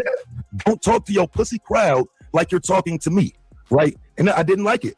Like I said, I felt like in that moment, and I'm sure that he's not directing the conversation at me. He is framing it for his audience, which is why he has no idea or no understanding of what I just said, which is why the conversation ain't continuing. You trying to name some shit for your audience to make it sound like I'm taking it off topic, and I'm not. Your crowd. You're mad because you don't have a crowd. You're mad because you don't have a crowd. I was talking to the crowd. I was talking to the crowd. How was it my crowd? I was talking to the crowd. The crowd. Talking to your crowd. Listen to what this man is saying. I'm talking to my crowd as if this man is not intelligent at all. This man is it's weird. There's something wrong with you. You've been arguing weird things all day. And mad because I'm more popular. Now I'm mad because he's popular, right? Now keep in mind, I don't care about none of this. This ain't got nothing to do with the video as far as I'm concerned. I don't care about his popularity. I don't care if he's known. Don't try to talk to your crowd like you talking to me, though. That's what you just got called out on. Now all the other shit, again, it's clapback. You know, I expect you to say what you don't say shit back, but you heard me, though. Than you, and every time I'm around you, you say it. Your own show, Tom. Every time I'm around you, you say that. Wait, hold up, Taz. Why the hell does it matter if he's doing his own show? You goofy ass nigga, because I just said he's talking to his audience. Like, are you this motherfucking dumb nigga? I said he's talking to his audience. That's why it matters. Don't make it seem like I'm just sitting here saying shit blindly and crazy. No, you're talking to your audience, nigga. You're live. Yeah, I mean, I don't even know what's a point of contention or something to actually discuss. I'm just letting it be known, nigga, you're not talking to me. If we're going to have a conversation, you would be talking to me and not to your audience about me. So, yeah, play dumb, nigga. Play dumb right along with him. Me. That's not how you say, like, don't you be talking to me like you talk to your crowd. Like, what the hell is this nigga lost his mind? This is Taz. He's the wild boy. There's nothing wild about that. If you're talking to me, you talking to me. If you're talking to your audience, you're trying to set a narrative. You're not, your audience ain't even over here. Your audience somewhere else listening. So yes, I'm calling you out for trying to the narrative, talking to your audience about what I said instead of talking to me, nigga. I ain't you goofy ass fanboy ass niggas who he will sit there and play you niggas right there to your face, nigga. I'm gonna tell that nigga, bruh, don't be with me. I don't know. You over there live performing for your crowd, nigga. I know already, and you're gonna get called on it when I think you performing. Why is this goofy ass fanboy acting like you don't know what I'm talking about? Like I'm just simply sitting here acting crazy for no reason. Oh my God, Tez lost it. No, nigga. What are we talking about? Wild boy, how the hell did you get to this situation? Where did this come from? This nigga got heated for nothing. Well, that's what you calling nothing, bro, but you're not in a situation, right? So a lot of y'all fanboys, y'all don't go against these niggas, so y'all don't know what it's like being on the opposite side of somebody trying to weaponize an audience. You know what I'm saying? Like, I get it. And you here as a fan reviewing it. So you really don't get it. I get it straight, though. I get you straight. You know what I'm saying? Again, these niggas dumb. You know what I'm saying? There's nothing wild about what I'm saying. I'm just letting this nigga know. And for real, you can't play with niggas like Tommy, which he already know. I already told him I ain't playing like that with you, dog. It's up, my nigga, as soon as you try some shit. And if you don't try some shit, everything good. There's no distinction between that. And Tommy knows that. I've told him that multiple times. If it's good, it's good. If it ain't, it ain't. As soon as you start doing some bullshit, nigga, we send it up. Like, what are we talking about? You know, I guess I thought the conversation was going to be good. I thought it was going to be good. You're proven wrong every time. Every time. Same thing. Every time I'm around you, you say the same thing. Every time. He brings up my popularity. Every time. Your show. You're hosting your show. BG is hosting her show. Wait, okay. And so again, instead of just saying the reality here, which is, yes, I'm hosting my show. Yes, I'm talking to my audience. He goes and starts talking about other people on the panel. Like I'm lying or some shit. Nigga, I'm not lying on you. You are talking to your audience. What's up with this goofy ass fanboy acting like he's not talking to his audience? This is crazy. I don't even think I'm saying nothing crazy here. This is not a point of contention, not at all. Like I was just saying, talk to me, don't talk to your audience. Like this is not even a point of contention for me, but I'm listening. Sharon, how many people are hosting their show that's on panel? They're not trying to perform as they host. You're trying to perform. What you trying to perform? What the hell is wrong with you? A lot. Tell. And I thought I can tell. This is wild. Yeah, and he thinks this is normal while he's going around calling people stuff.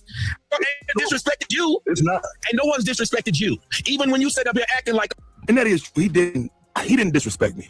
I don't like the way he's trying to play the conversation, but he didn't disrespect me. I don't like niggas playing the conversation though. You know what I'm saying? Just to be fair, he didn't disrespect me until after I disrespected him, which again, I don't mind saying I took the first shot. So fuck, yes, did. Absolutely. Yes. A dumb nigga. You're attempting to. How? You start if I'm talking to you and you talking to them, take that as disrespect, bro. You're supposed to be having a conversation. Sorry, you can't have a conversation with somebody that ain't listening. Me and this said the exact same words. Not that it was not used, but it was used in a negative way then, and we turned it to later on in a positive way. And you keep saying it was used. We know it was used. Right, it was used. Right. I mean, that ain't our point. Right. And y'all calling the GOAT? And like I said, you're pretending like the adjective was always there. There's not always an adjective to describe the person. Therefore, there's not always a negative context when nigga is used. So I said the time where it was positively used. Show us. Wait, hold up. That logic was wild what you just said. Based off of what you just said, because there was an adjective added to it, that means it hasn't always been used as a negative. Now, I'm not saying that it's always been used as a negative. That would be my argument. I don't know that because I'm just following the logic. Based on what you just said, that means there's a time, and I'm not saying that either.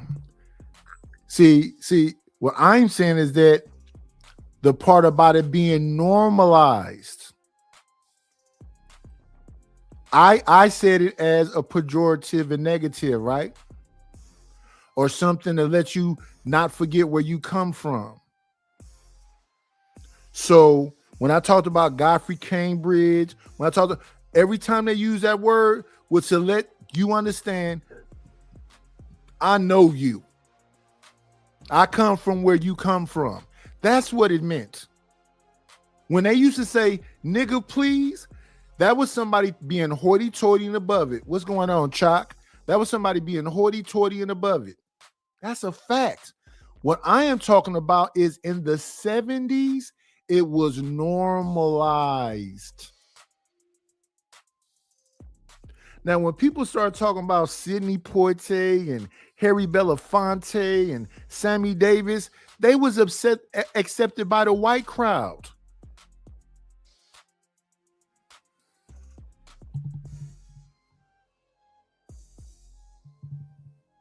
Frank Sinatra say, if you're not going to let Sammy in, we not coming in.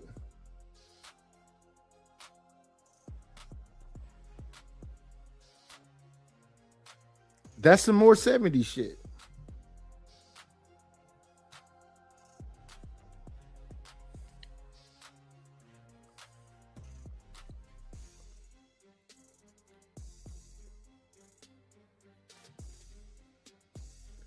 We got people right now that sit on panels and say, you niggas ain't never been shit. You always been slaves. Until you stop being a slave, don't talk to me about no leadership. That's a recent thing that's being talked about in this space.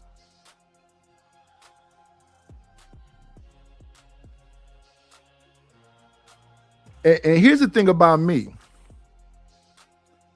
versus Taz. Taz is a debater. Let me tell you why I don't want to debate with you. Because I don't give a fuck about it. This is my opinion. This is my show. What I say over here, I stand on. Ain't shit about it gonna change. When what I said, and I ain't gonna change no matter who come around, is that it got normalized in the 70s. How did it get normalized, Nightish?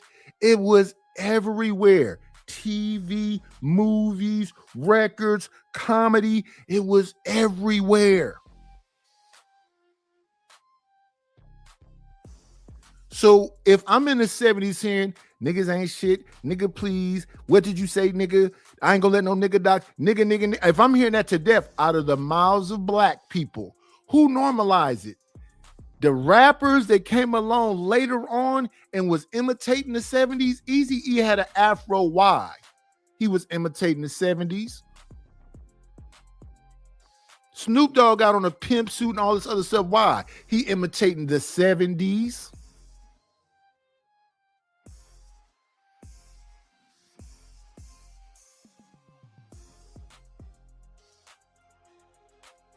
Was using the N-word, right? Why would he bring white people into it? Why would he bring white people into it? How is this logical to bring white people into it, bro? Like, what are we doing?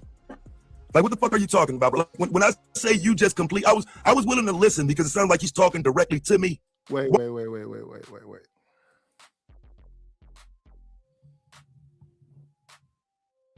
Let me say this.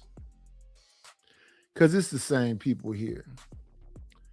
What's going on, American Tradesmen? What's going on, Angel Earth Love? And then Bomb and me are the same age. She's just a couple of months older than me. How can she come up here and say, I don't remember the 70s? I remember Morgan Freeman when his hair wasn't gray. Morgan Freeman used to be on a show and his name was Easy Reader. That's from the 70s. Starsky and Hutch had Huggy Bear. 70s. Beretta, 70s. Cannon, 70s. I didn't write no list. I can bark these things up. Barnaby Jones, 70s. Green Acres, 70s. Happy Days.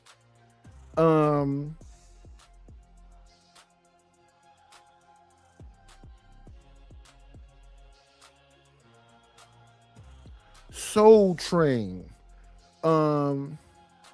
Petey Green, what else from back there?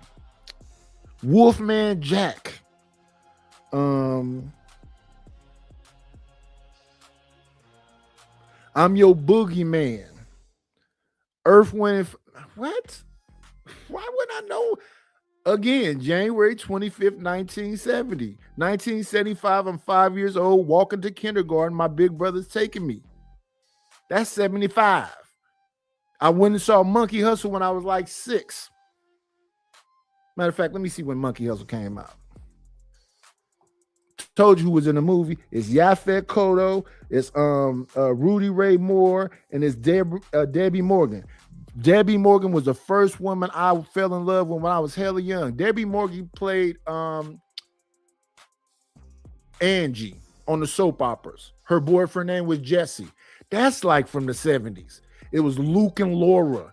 It was Todd Bridges and Emmanuel Lewis was in what was there was Adopted Kids. Different Strokes. Soap, Benson. What? I don't remember the 70s. Three's Company, Benny Hill.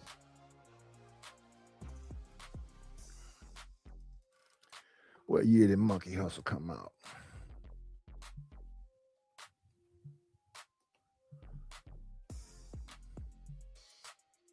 '76. I know I'm not tripping. And because that was my point. We used to be hella young, just drifting around through Oakland.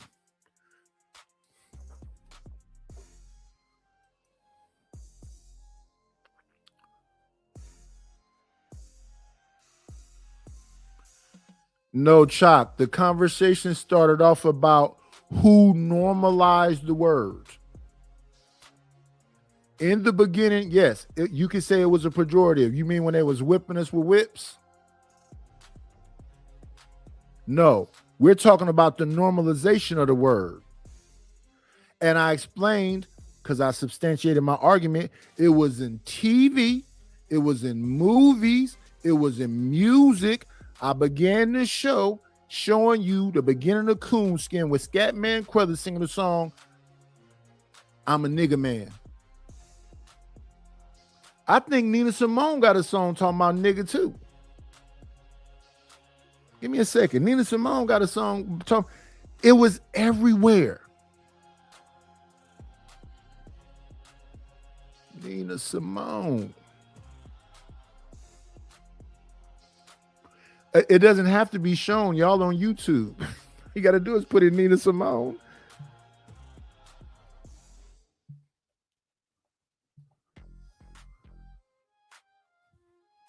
Let me see.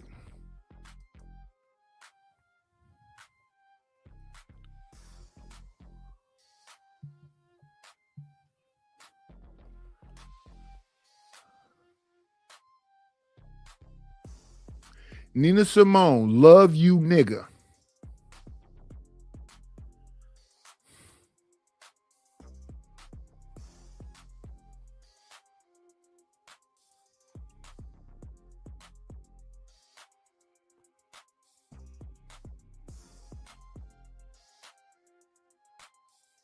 And the story of OJ, if that's a Nina Simone sample too.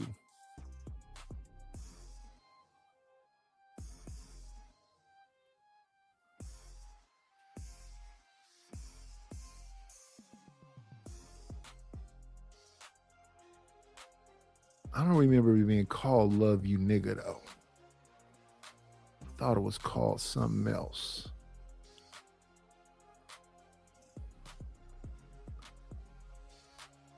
No. It wasn't called no Love You Nigga.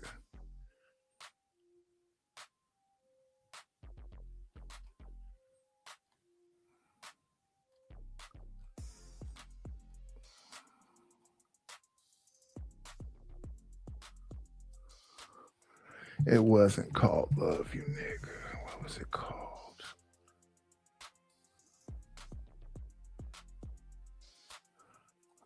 I put a spell on you.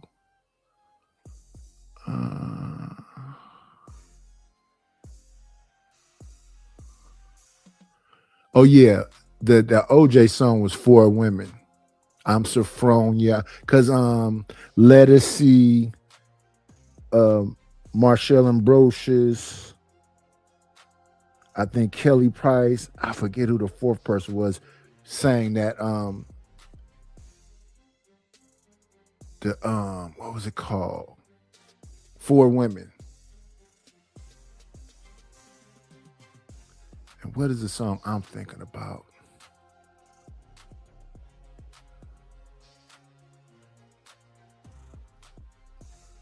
Because I believe it was used in that what's that movie with what is his name? George Clooney. Feeling Good, Etta James, It's a Man's World. Why is it saying nigga by it though? Feeling Good. It's a Man's World, Crimea River.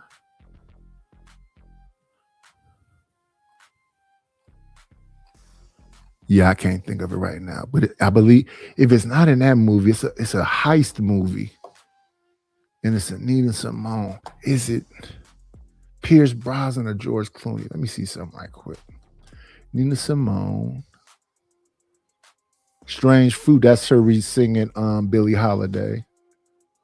I put a spell on you, feeling good. Sinner Man. That's the song I'm thinking of. It's not Nigga Man. It's Sinner Man. Let me listen right quick.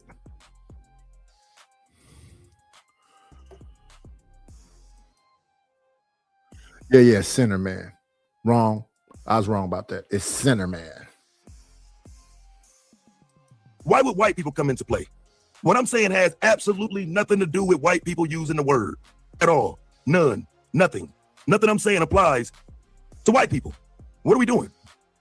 They didn't need the adjective to be used the way they was using it. So technically, they're saying when black people was using the same thing as white people using, just the word, they was using it like that. They were insulting you by calling you this thing. But because you're saying no adjective, I don't understand. I don't understand what you just, that logic did not connect. Give us an example. So it don't connect that the word alone is just a word alone, that the adjective is what makes it negative. That how is that speaking above anybody? Like I'm sure there are people listening now that know exactly what that sentence means. I thought people knew what an adjective was. Maybe using words that people don't know.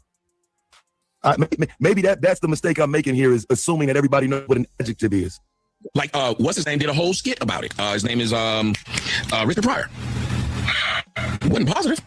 You just want one example from the 70s? Yeah, please. Where was positive? Yes, tell us where it was positive in the 70s. And even with Richard Pryor, it's like, bro, it's comedy. Like, I don't like, and this is what I don't understand about that. Are you saying and let me talk about this too. Richard Pryor didn't use it as a pejorative. Richard Pryor would say something like, I remember my daddy eating neck bones. And his daddy's eating the neck bones, and he's sucking the part out the middle of the neck bone and say, nigga, you can't miss this. You think when he was talking, because it's his daddy eating, talking to Richard. And he's saying, nigga, you can't miss this part in the middle. No, they're normalizing it. They're calling each other nigga.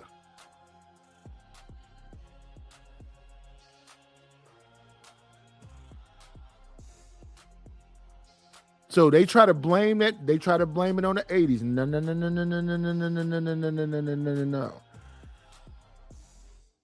No. So it was a pejorative when your mama said little nigga child? Sit your little black ass down? That was a pejorative? No, what I was saying was I heard somebody say the 80s normalized it. No.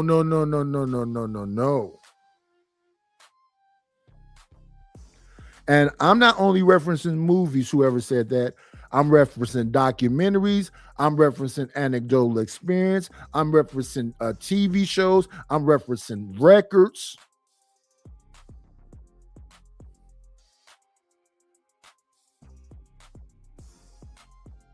Comedy was negative. And yeah, y'all support the channel.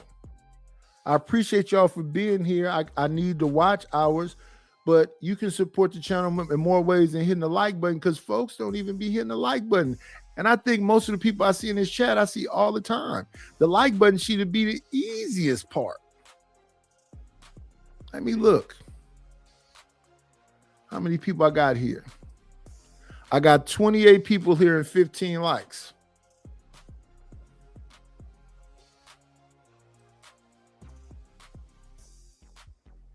Like, I'm lost. Is the comedy negative? Richard Pryor saying he ain't gonna say nigga no more don't mean shit. He had already been saying nigga forever. Forever. So I'm not gonna say nigga no more don't mean you ain't already been saying it and already put into the community and normalized it, because Richard Pryor was popular and using nigga was popular. It was counterculture. And so it became normal to be used even outside of some stand-up comedy routine, which is why, again, I don't understand what we're talking about here. I'm not even here to if people were anti the N-word, one of Richard Pryor's album is called That Nigga's Crazy. if they was anti the N-word, they wouldn't have bought that album.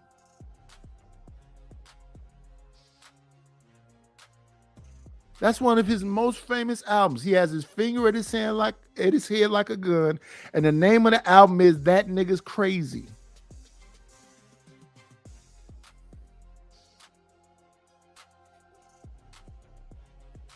In the Charlie Murphy talks about him and his brother hanging out with Rick James. Charlie Murphy said, the reason why I used to love Rick James, because he was mad niggerish like me.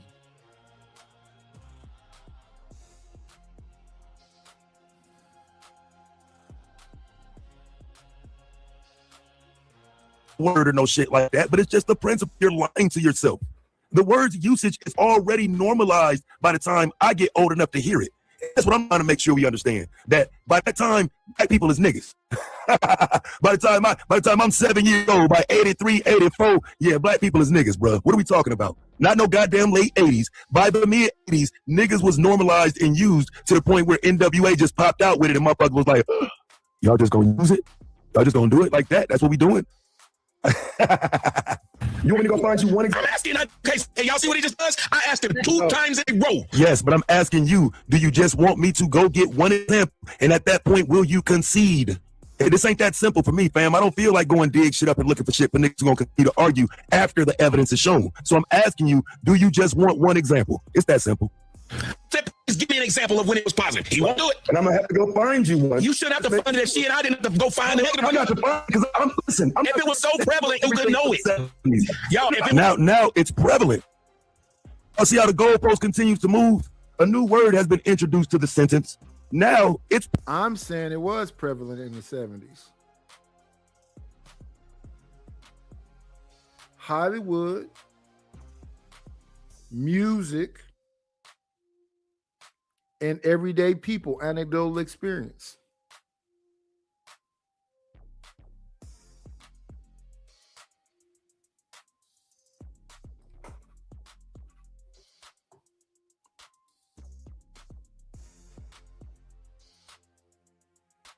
And we gotta appreciate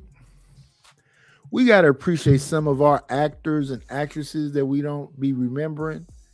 So if we go back to Friday After Next, Ice Cube and Mike Epps, Landlord is a Woman, where they say, why you always come up here with that wolf pussy? Now, that woman right there was on Good Times. Her boyfriend on Good Times was a pimp who paid JJ to make a painting of her. What did she call JJ when she saw that painting? And the pimp took JJ's pimp hat back, pimp coat back, pimp glasses back. I can think of too many things right off the top of my head. And I don't know when the last time I seen Good Times.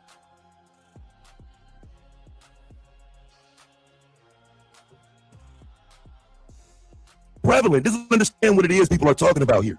I have read these comments in the comment section, and I'm just questioning the legitimacy of even watching this video. I have not used the word prevalent. I never said or implied that it was prevalent in the 70s. Never once. But as I respond, it was prevalent in the 70s, and it was normalized in the 70s. And I'm explaining records, movies, comedy, and in the street.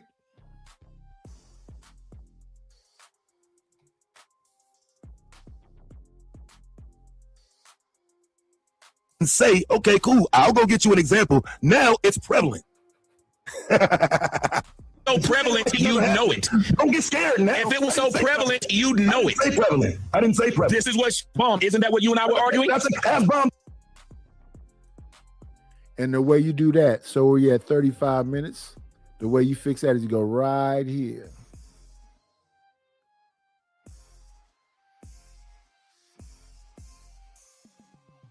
Just say you need to make a phone call to somebody, go find my video, hit the hype button. I would greatly appreciate it. But let's waste more time. Let's roll the clip. Yeah, let's blow the clip. In 5 minutes. If it did something you never said to somebody before. You never said this. Because blacks didn't believe in saying it to each other. We didn't believe in saying it was what whites called blacks. We actually had some decorum before. And we stopped having it. We said we want to use the same words that white people use. Same time, so I say it wasn't no decorum. No, I'm saying we would say, hey, why are we going to call the decorum is what I meant by this. We're not going to call ourselves, which was the argument about the nigger term. That's why Harry Belafonte and all of them said we shouldn't be calling ourselves what they called us. Now, here's the problem. The reason why Harry Belafonte and them said that is because we were calling ourselves that. Checkmate. That's why it's good to have a rewind button, baby. The reason why they had to come out and say that because it was normalized. Harry Belafonte, Sidney Poitier, Sammy Davis, all of them was trying to usher in something called black excellence. But if it wasn't normalized, why would they need to say we shouldn't be doing it if wasn't nobody doing it? If you just arguing from a Harry Belafonte position, then cool. I would agree that the older generation probably didn't use it the way the younger ones did. But the younger generation was...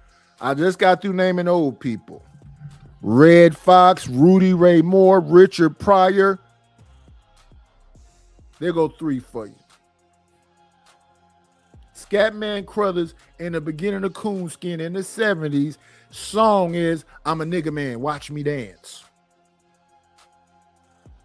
We older people were using it.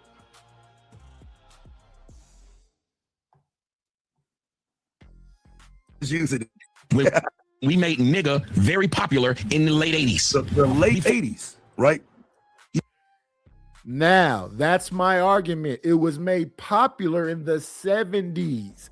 The Mac is from the 70s. Superfly is from the 70s. That era of films were called blaxploitation films, and all of them used nigga. He said we made nigga very popular in the late 80s. I'm saying it was already popular by the late 80s. And you didn't do that either. You weren't popular before the 80s? No, you wouldn't just walk and call you couldn't just walk up and call no man that as a black man without getting your ass whooped. It was not a term of endearment. Yeah. You couldn't walk up to a black man in 19 Coolie High. Go back and look at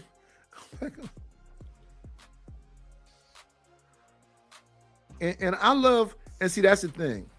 All the people that be telling me about my movie references, whatever else, okay, y'all the geniuses. Talk about the books then. My understanding is that art reflects life. And sometimes life can reflect art. In the 70s, it was all throughout the art. And it was people using it. That's why in the late 60s, they coined the term black. That was James Brown and them. Birth certificates used to have on it Negro.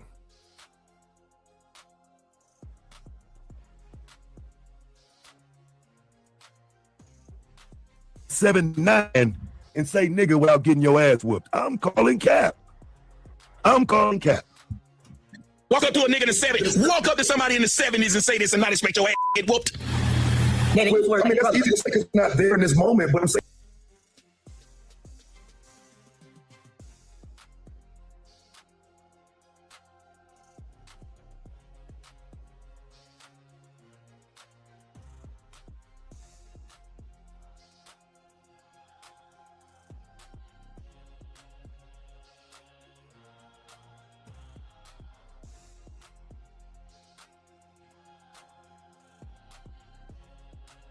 Saying like we saw it used in the 70s, I made it into the 80s. It was used in the 70s freely.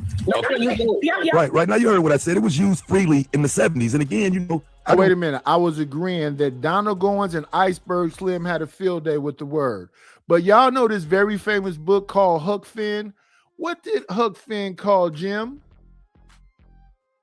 It was a word he used before Jim. He called him something Jim. Does anybody know the story of Huckleberry Finn? What was Huck Finn's friend called? Something Jim. Wrote clips of it being freely used in the 70s. It was used freely in the 70s. I mean, there's no reason to lie about it, misrepresent. There's plenty of shows that had the word in it in all types of different contexts. So, you know, there's refuting that it was used. Consider that we were probably all like children. I'm thinking about it that in the 70s. Like, we wouldn't even understood what someone was really saying. Because I know I heard it. I just didn't understand what it meant, you know? Yeah, but I am old enough to know, right? So, yes, we didn't call each other the N-word. I remember when they started wanting to make the Tom Perry tries to chime in and help him. We wasn't calling each other the N-word. Okay, I ain't talking about no women, but when women chime in to agree with Tommy ain't got no problem with it. Even when they wrong, don't know what they talking about. Tommy cool with it because Tommy just wants someone to agree. So if this was a woman disagree, he would be talking shit to her, but since she agrees, he cool with it. N-word popular and a term of endearment, people was against that. Yep. The young black people was for it. The older black people was like, no. Yep. And so right now, she just said what I just said. If the younger black people for it and the older black people are against it, but I would be closer to the younger people who are for it, which passed it down into the 80s. How am I wrong when I'm saying they were using it in the 70s? Now, she just said it, but somehow they're claiming the opposite, right? It's weird.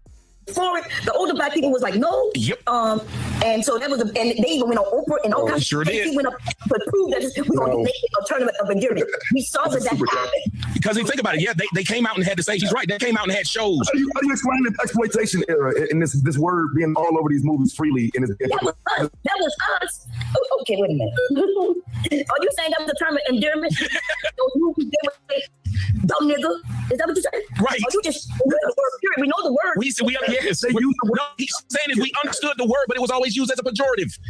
Right. So now the goalpost is being moved now, right? This is why it's odd looking at people in comment sections trying to judge what they call debates.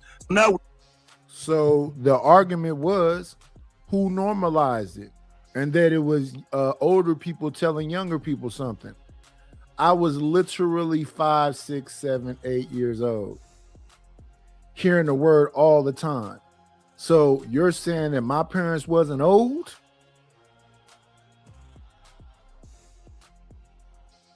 Or the older people?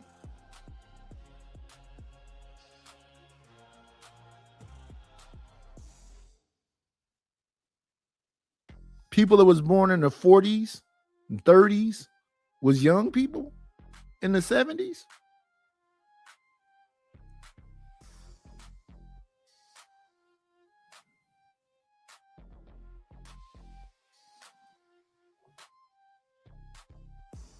We're moving goalpost again. We already outside the original statement that was wrong. Now, another question is asked, and yes, when these terms are being used in these movies and shit, sometimes it's a positive. Sometimes it's an attempt to send a different message. When you're doing these movies, yeah, they're positive and negative. But in Coonskin, they calling each other. When Richard Pryor's talking about his daddy eating a neck bone, he's saying his daddy's talking to him, talking about, nigga, you got to get the marrow out. You got to get the marrow out the middle. When he's telling a joke about craps and he rolling the dice and he say, nigga, I got to get a tray 5. When he talking about rolling dice, he on his knees rolling dice around a bunch of other black people saying, nigga, nigga, nigga, nigga, nigga, nigga, nigga, nigga, nigga.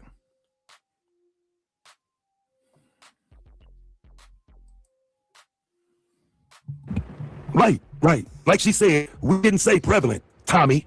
That was never on the table. That wasn't the topic. That wasn't the question. Why your goofy ass fanboy friend ain't jumping in to tell you that though? It's odd that they paying all this attention to me, fam, but he ain't gonna correct you right there when you're actually wrong. Jesus Christ. This is crazy. Mom? Yo, this is insane. No, you didn't. Yo, Please don't. Please. The next time that Brother, please say keep me out of it, Mom. She ain't used the word prevalent. She said yes, that's what we were saying. Look at him. She said yes, that's what we were saying, but she didn't use the word, nor was that the context. The conversation started with a blanket that it wasn't happening at all. And nobody used it. The goalpost has moved so far, and you can do this on a panel discussion, right? This ain't no debate. You can't move the fucking goalpost in a debate if the debater don't let you. Agreed with you. No, this man is nuts. If I go get you the examples, you change it to prevalent. So that You got me the examples. Why would I get them if you just changed it to prevalent? This is what I'm saying. You got an audience of goofies watching you. This is why I'm telling you. First it was, do you just want one example? When you realize I could provide the one. What's going on, Dragonfly Jones?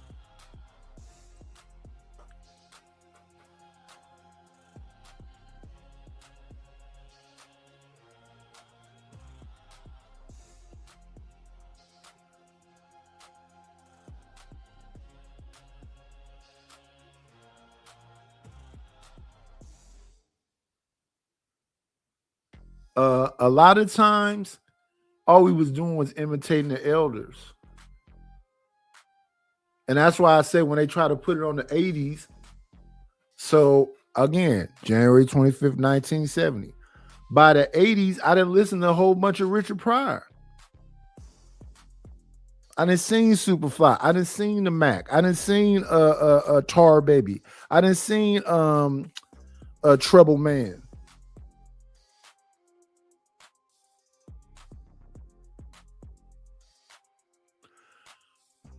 I believe the movie is a documentary called Watts Stax. It's about Stax record. In that documentary, you have Ted Lange, who looked like a panther in that movie, who later on became Isaac on the Love Boat. But go back and look at that documentary and listen to how they talking to each other.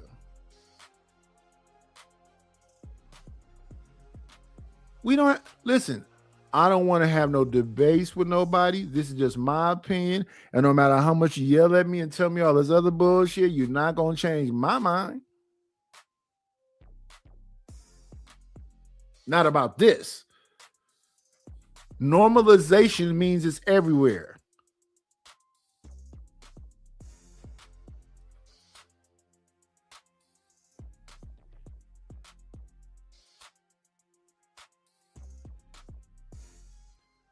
And then this is what I love about Chalk. Chalk is saying, do some more work, nigga. Reviews require attention to details. The initial thing is who normalized it. That was the initial. That's why I rewound it back to the beginning. Who normalized it? They said it was normalized in the 80s. That's bullshit. Y'all do understand NWA is imitating revolutionaries, right? Niggas with attitude.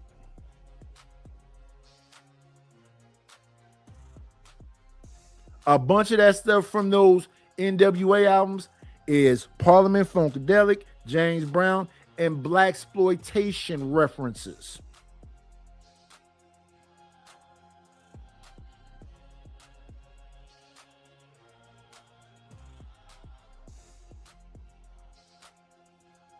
But I'm not doing what Tommy is doing and all of them is doing. They having a multiple argument thing. No, they said who normalized it. Movies, TVs, and records and books. Iceberg Slim, Donald Goins, Huckleberry Finn, Good Times, Jeffersons. Are we serious? Sanford and Son.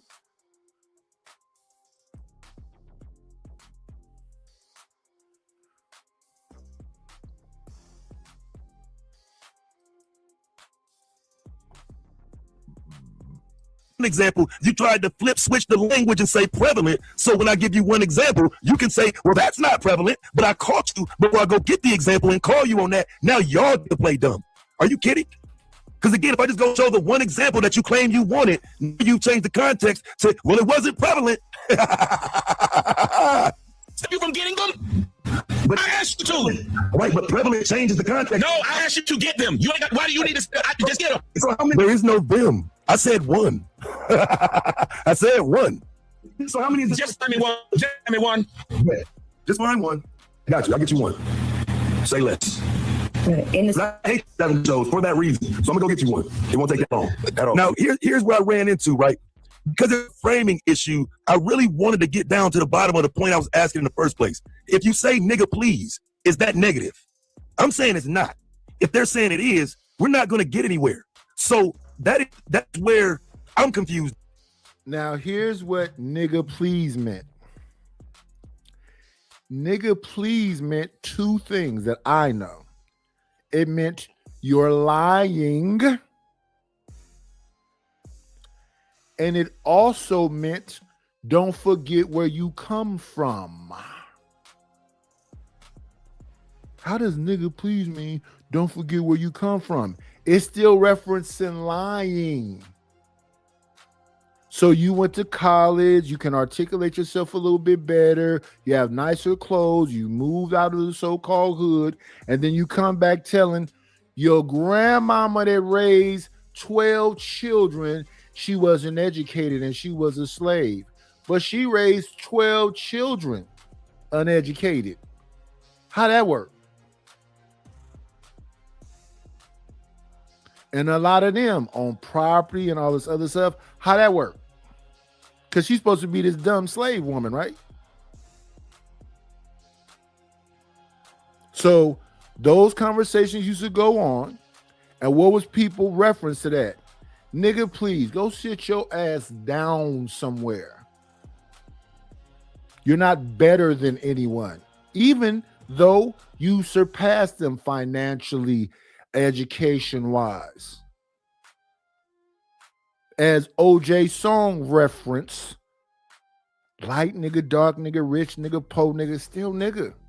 I'm not black, I'm OJ. I'm not black, I'm Sugar Ray Leonard. I'm not black, I'm Magic Johnson. I'm not black, I'm Shaquille O'Neal. Money don't unblack you. That if the word does not have an adjective there, what does it mean? Is it negative to just say nigga please? You know what I'm saying? Again, and if you can't answer that, then I'm confused. That's got shit. I hate those. Right. I'm saying the same thing. Like, why does an adult constantly keep calling grown men? You niggas ain't gonna do.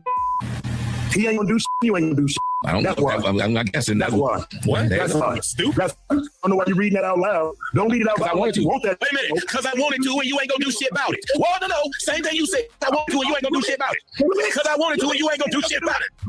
Same thing. No. Because I wanted to, and you ain't gonna do shit about it. That's why I read it. That's why I talked to my audience. Because you can't do shit about it. Right. So why act like I wasn't making a point when I said you're talking to your audience? Yeah, I know I can do shit about it, but why did you play games like you weren't talking to your audience? You can't do a thing, but be that sad and upset. Complaining. You called me a name. They asked the question. I just wonder. I just want to say that you'll be able to find where, like, the comedians, like Red Fox, and those using the. Let me read this real quick while I got. Right. So now she comes right back and says Red Fox, other comedians are using the N-word. Right. So I'm trying to understand how that doesn't make my point as I go to look for a simple clip. I just don't understand it. If the comedians are using it in the 70s and become a norm, it's part of the everyday lexicon because multiple comedians are using it. Where exactly am I wrong at in what I'm saying? Because again, are you saying the comedians are negative? Is comedy negative? Is people laughing at a negative? Like what are we doing? What exactly are you arguing when you use the comedians in this light? And let's stay right there for a minute. So Richard Pryor is using the word nigga to death, right? And selling our shows. If the people of that time, because those would have been my parents, looked at it as a negative, why would Richard Pryor shows be sold out? Eddie Murphy put out a movie just recently where he lived the life of Rudy Ray Moore.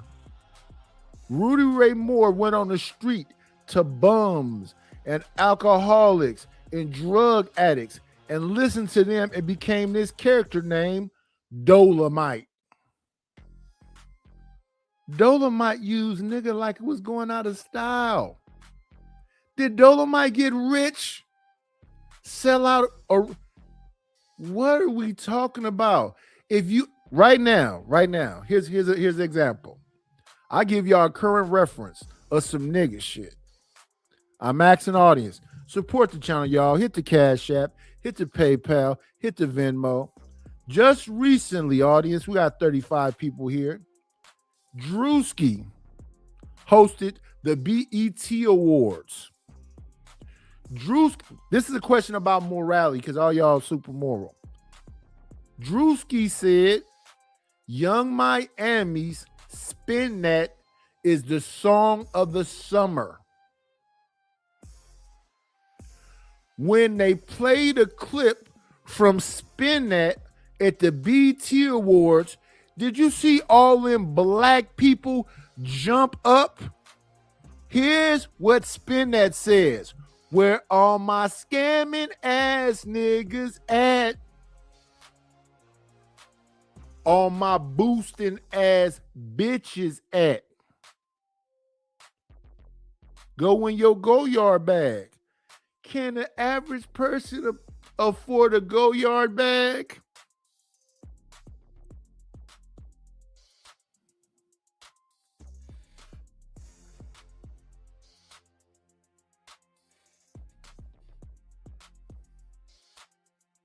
Yeah, it's catchy, huh, Chuck? It's catchy. So when I see these sisters pop up, and I've been paying attention to them, what's up, SD? I listen to the women say, how are y'all making that song popular? Think about our kids. And then she said, think about Young Miami. Young Miami was just talking about getting pissed on, helping Diddy traffic women, grape them, beat them. And I want to say this for everybody that's listening. I think Diddy wrote that song.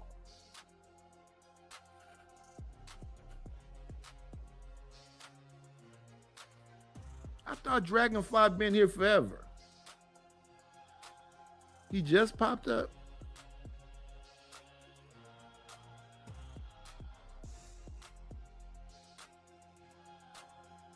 Is he saying goodbye? Because he been here. I've been said what's up to Dragon.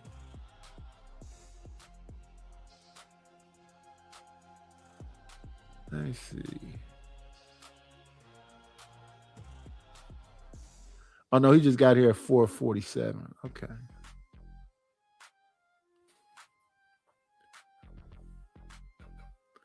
Support the show, hit the like button.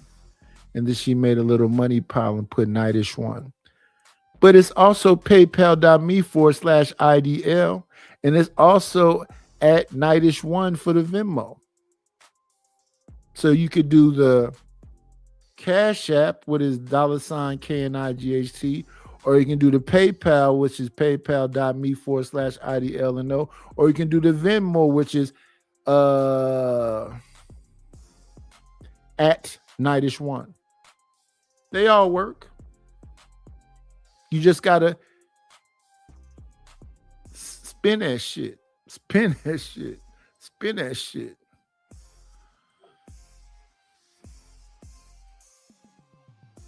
I'm arguing that was more promo for the word. That's what made the shit more cool to say. That's what made it so people would embrace the word more because they heard Richard Pryor. Like, this is crazy.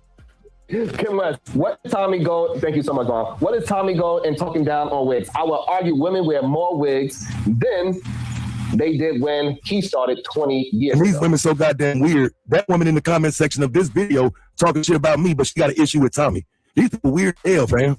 Like, I don't understand these people. Like, some of them be fanned out, want to just be next to a motherfucker. I don't know if they're like fans of Tommy and they do that weird ass shit. Hate watchers, they hate me more than Tommy. I don't know, fam. That shit weird as hell. You want to answer that? Actually, you can. There's only two more. Actually, Virgo Flames during the 1980s. Let me have this discussion right here with my good brother. One of the coolest names in this YouTube space is Dragonfly Jones' cousin. Let me hit this right here. We want to highlight this comment. Shout out to Dragonfly Jones' cousin. I was saying what's up to the layer, OG. I appreciate you. Dragonfly Jones' cousin. These people been here with me for like 4 years. I appreciate them watching. I guess that helps with retention. But I need some paper. And I would think people that's been there for 4 years would support the situation. Chalk comes here every morning to tell me about my inadequacies. When it comes to reviews, you have to pay attention to details. I haven't done that the whole time I've been reacting. See, you said review. I'm not a review channel. I'm reacting. I'm acting as if I'm on that panel. The reason why I haven't dropped the link, because I don't want nobody to interrupt what I'm saying. Because sometimes I'll drop the link in the beginning of the show because it's like, okay, we're just going to have some fun. The reason why I didn't drop the link today is because, no, I'm saying what the fuck I'm saying. And sometimes I'm saying what the fuck I'm saying, period. Now, somebody else can come on the panel and give their perspective. That's cool. We're here to have opinions.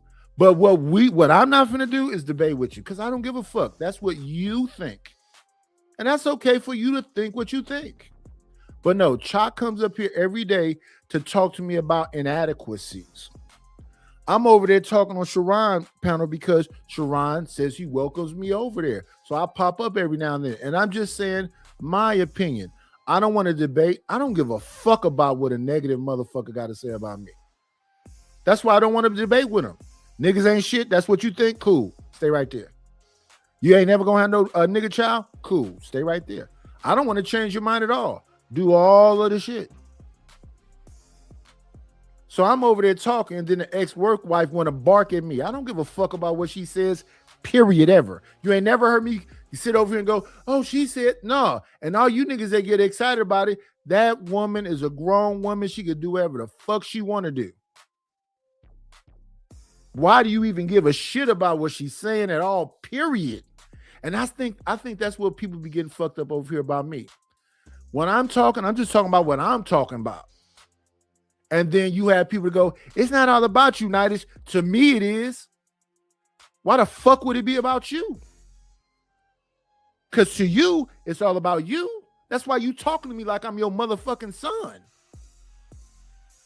So I just got the same energy. I don't give a fuck about nothing you saying. That's why I talk like this. Because it is not a community. You don't look at me like your brother, like your cousin, like your uncle, like your man. You look at me like some nigga. And you worse than them white folks. Respectfully. And I know you look at me like that. And I can tell by the fucking way you talk to me. And I do not have it fucked up. I've been understanding of that since I was like, shit, how old was I?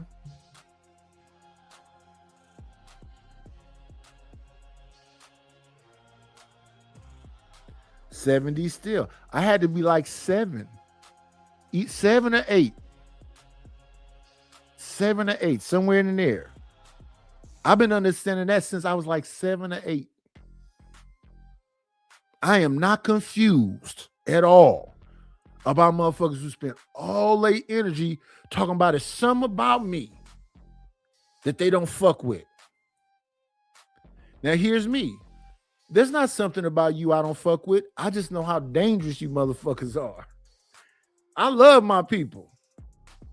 I'm still living in the fucking ghetto. When the tenants moved from here June 1st because they said there's shooting going on and this. So where you gonna go where it ain't happening at?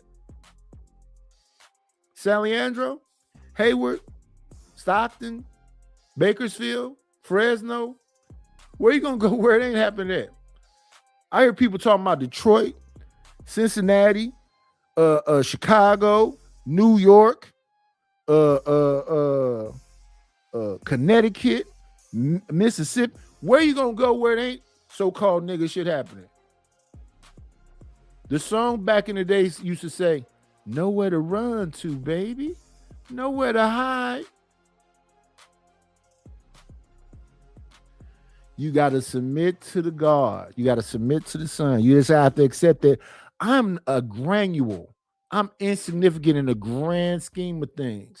But what I don't want to do is be the ugliness. I don't want to be low frequency.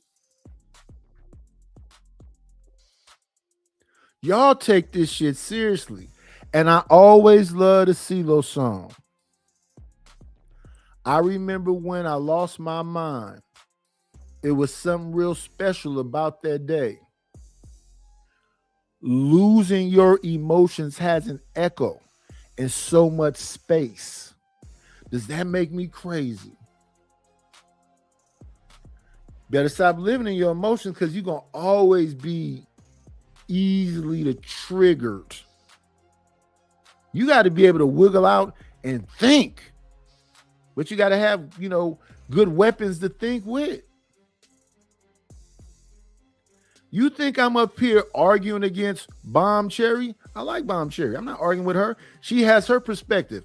It's some like feminist, everything goes, laissez-faire type shit. And that's a grown-ass woman. She can think whatever the fuck she want to think. I don't want to debate with her, though. I like her.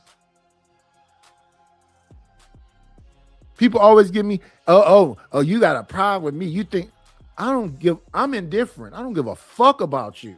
Why do you believe you're that fucking important in my life? They're about to kick me out my motherfucking house. You think I give a fuck about some person on this fucking YouTube streets that's trying to have an argument with me? I don't want to argue with none of you people. Every morning, it's about, well, this is the way you're supposed to do this. Get a channel and show me how to do it then. That's not what my channel is. My channel is before I die, this is what I feel about it. This is a feelings channel. This is how the night feels about it. Period. It ain't nothing more than that. If you know something more, kudos. It is not going to change the way I feel about it.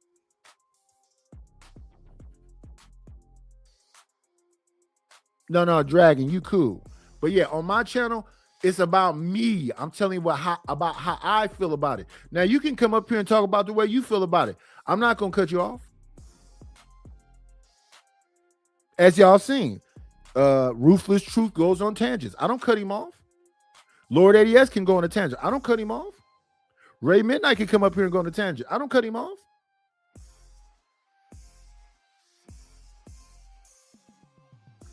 What's her name? It's My Time came up here and said I was doing something to her. Listen, I appreciate that y'all come here and give me the retention. And life is fucked up and can't nobody support the channel except a few. Shout out to them few. They know who they are. But why is the loudest will the people who ain't never sent a Buffalo nickel or a Canadian dime? They got the loudest damn voice. Chalk had Stanley send some money for her. But she's the loudest voice. Write the most comments.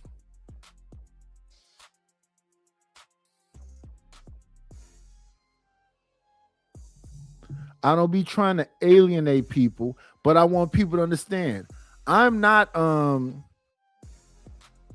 to read something and do a deep dissertation because the shit that I do up here right now is time consuming. You want me to do more stuff when you ain't sent me a red penny? You want to be the loudest voice and you ain't never done nothing? That's why I can't have my emotions attached to it. I just have to understand that every single time that person comes around, and let me make sure. Chalk still has her wrench. This is niggas for you. Give me a wrench. I'm gonna talk shit to you every time I come up to this bitch. I'm gonna talk about how inadequate you are every time I come up to this bitch. Stanley paid for that shit forever ago. She still got the wrench and still talking shit. You can't make this shit up. This is niggas for you.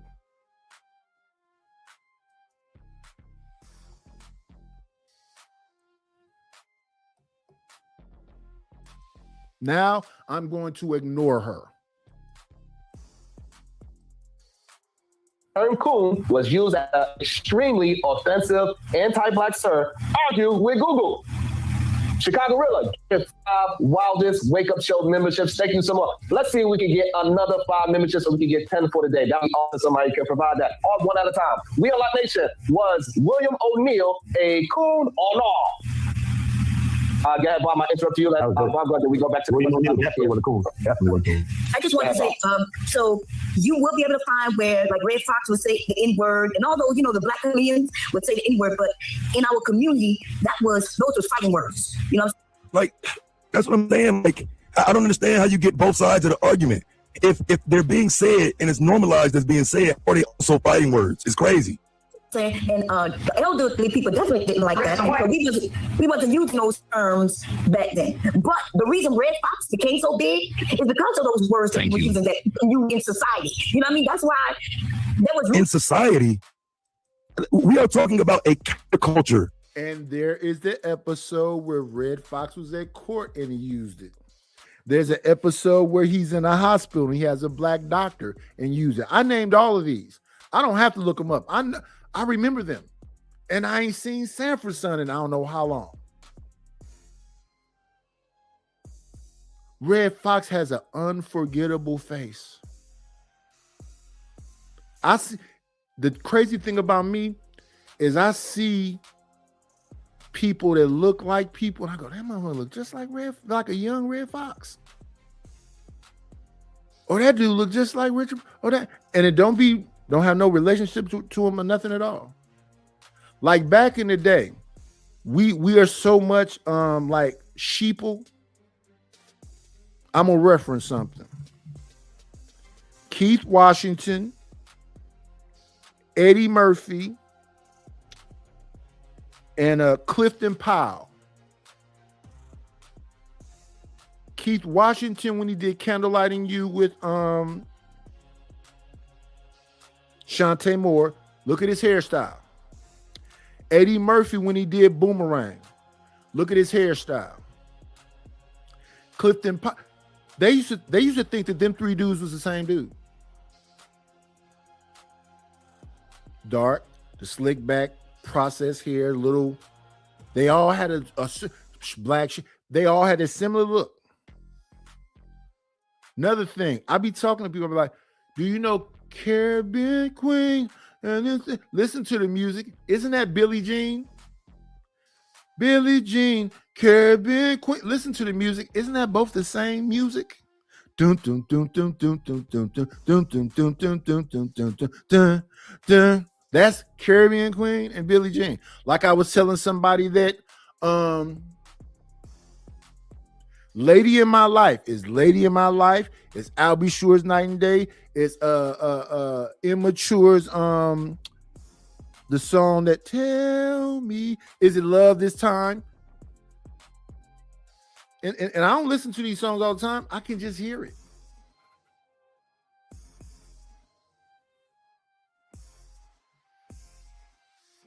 Not in society. We are talking about the people who watch Red Fox, the people who watch Richard Pryor. What do they take from it and do with it? Not society. We talking about niggas. What society? Ray Moore and many more, they use the N-word constantly, and that's what makes them funny. They used it. That's what normalized it. Now you making the point. Rudy Ray Moore, Iceberg Slim, Donald Goins, blaxploitation films, Starsky and Hutch. That's what normalized it. That's the 70s.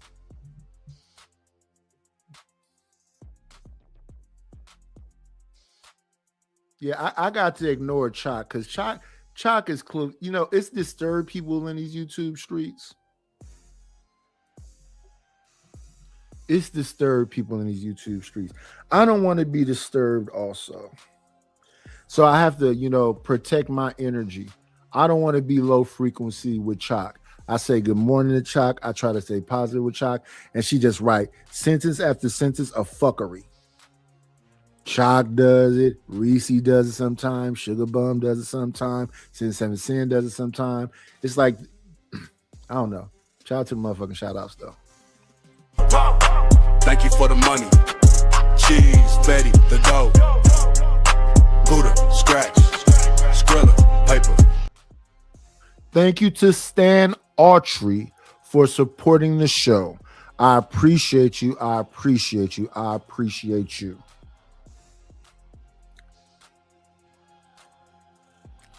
Yeah, I don't want to mess people energy up.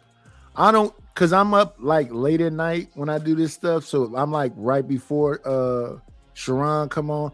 I don't want to mess up your energy. I don't want to be negative to you. I don't want to be low frequency to you. But y'all a lot of energy vampires. Constantly, and that's what made them funny. So that's why I said this is crazy, because I understand how they're arguing against me while laying out the foundation that it's being used, and that every time it's being used, that using right now is comedy. Is this negative comedy? They use the N-word constantly, and that's what makes them funny. Because in real life, you couldn't. So that's why you're gonna be able to pull up. Yes. In real life, you couldn't. In real life, you couldn't. This is what he's saying. Let's play it. Go ahead, play it, because I know this one. And we're not gonna get no. You don't think we're gonna get no? Oh well, you gonna get. It's gonna stop making you money. They're gonna get claiming. Yeah, I don't need to play it now that they're acknowledging that it was said. No, but I can tell you what. I don't even need to play it. Now that it's been acknowledged, I don't even need to play the shit. I mean, y'all acknowledging that the word is being used in all different types of comedy, and that's all I'm trying to make y'all understand. That it's not. It's like young people just started repeating the shit. It wasn't like because it was in the movies, because it was in the music, because it was on TV shows.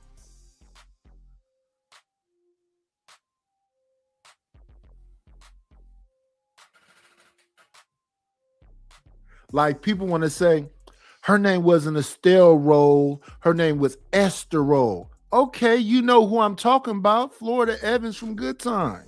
You got so many black people that want to correct you. If somebody said whatever and I heard them and I'll be like, oh yeah, I know what they're talking about. I want to fix your words, police.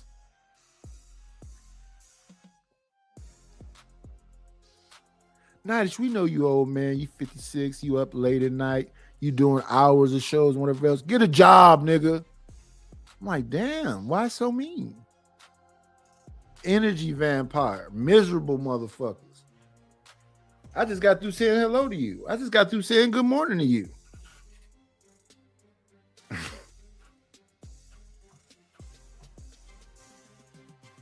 Like a super bad word. It's a white person that said it to you, and I'm not gonna act like I don't know who's saying this. Like this is a word that white people can't say to me. But I don't, again, fam, like you telling me shit changed from 79 to 83. I don't believe that. And like I say, the earliest I can remember, that word was never this horrible term. Like, oh my God, I can't believe you said nigga.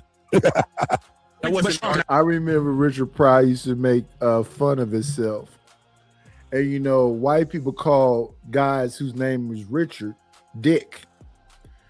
And Richard would go into his little, voice, you go, they just don't think you're funny, Dick. I get the feeling like that when I don't get no support on the show. They just don't fuck with you, Nightish. Not like that. I tell you what his joke was right now. I just want to understand, but Sharon, do you see what just happened? I never said they didn't say. Oh my God, Sharon, did I say? I know niggas got. Sharon, did I say it was never said? Now niggas know. You said that in the 80s it was normalized. And what I think Taz is saying is, which I'm saying, it was normalized in the 70s. by the very people y'all said that didn't want to. Wasn't Richard Pryor and Harry Belafonte contemporaries? Wasn't Bill Cosby fighting with Richard Pryor for dirty comedy?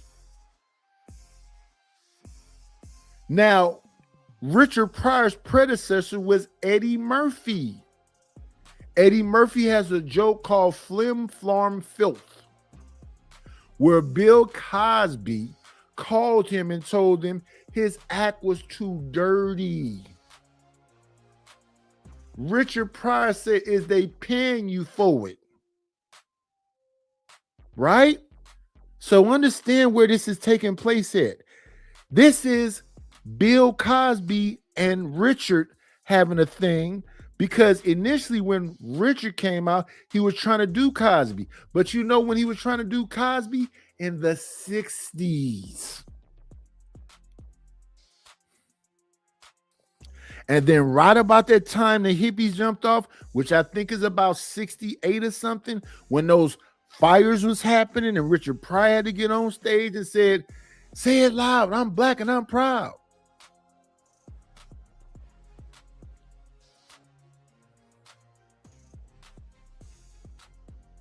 So yes, a lot of people other than Richard Pryor and Red Fox and Rudy Ray Moore and Petey Green and all these other people, I named a bunch of names, not just Richard Pryor, not just Red Fox, not just Yaphet Kotto, not just Godfrey Cambridge. I'm naming a bunch of names.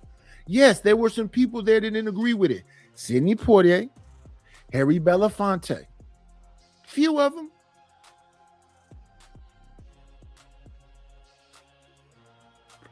But it was already normalized. That's why they were saying we should strive for black excellence, because it was already there. And the kids just repeated what the adults did. Never say it, never said. How suddenly you know? I said you didn't prove what's wrong. Thank you. This nigga's stupid. I didn't like it. I just made it, but he just literally acknowledged it. And you're proving yourself wrong when you keep saying it. It was you. And good morning to Stan the Man, and good morning to Red Pill Crip. This is weird to me. It was used in the 70s. You got Aunt Esther to my nigga, please. I don't see that as negative. I'm sorry. Aunt Esther said, nigga, what did you say? You have to show me where nigga please is negative and it's some type of negative context on black people, blah, blah, blah. Nigga please is nigga please. There's nothing negative about it. There's no connotation in my opinion. Now, if you see something different, tell me. But that in itself was enough. But even before that clip came out, I mentioned Red Fox, I mentioned the comedians. So you didn't give me that information. And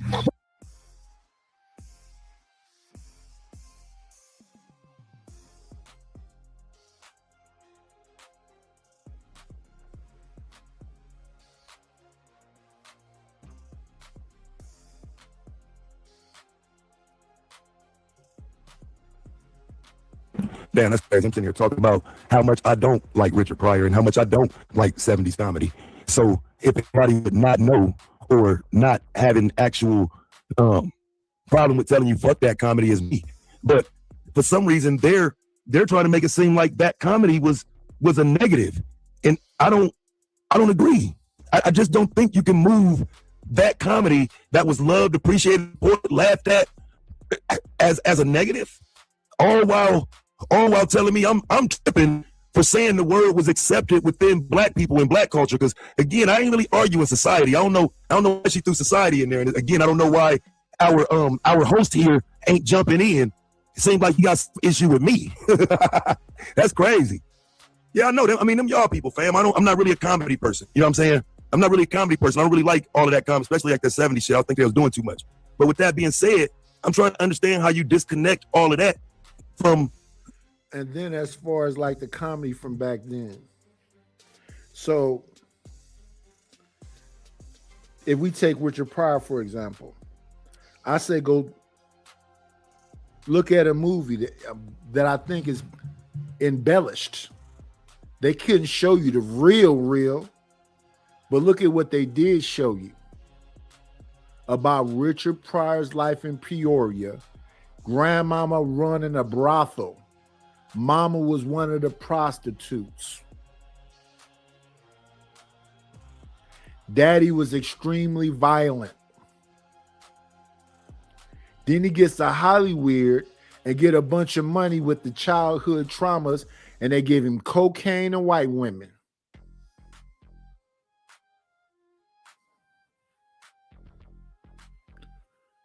So all that was a trauma bond. And through all that time, he was saying nigga this and nigga that. It was a bunch of people of color packing them auditoriums, concert halls. If it was not accepted by older people, how did he become successful? Richard Pryor and Paul Mooney used to do a thing where they used to try to trigger white people and make them leave them shows. Don't believe me? I believe Pryor got some stand-ups on here. I forget the name of the one where he's in a small little club and he's digging in his nose talking about how much he like his boogers and he eats his boogers. And then they should just get up and start walking out once he get into his bag. Well, I don't have to listen to this. Paul Mooney used to like to do it too. It's not successful until they piss one of them off.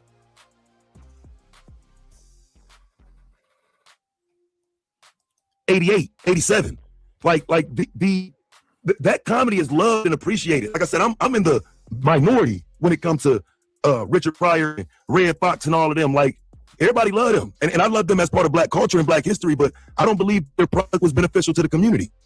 Now, having said that, I'm acknowledging what it was they were saying when I say that. They the main ones that made it cool to say nigga. It made it acceptable to say nigga. So to say always a negative is wrong, especially when it's being used in comedy skits repeatedly. Would say that it was not a term of endearment like we do today, and that's entertainment. And even in that clip, it wasn't a term of endearment. That's why I said, let me tell him what that clip was. It wasn't. He's telling a joke. He said, so enough niggas ain't make a Tarzan movie. What the f*** is that positive? He didn't say. I mean, for me, that's still using the term. I don't even know if there's a positive or negative on that. But listen to what I said. That at all.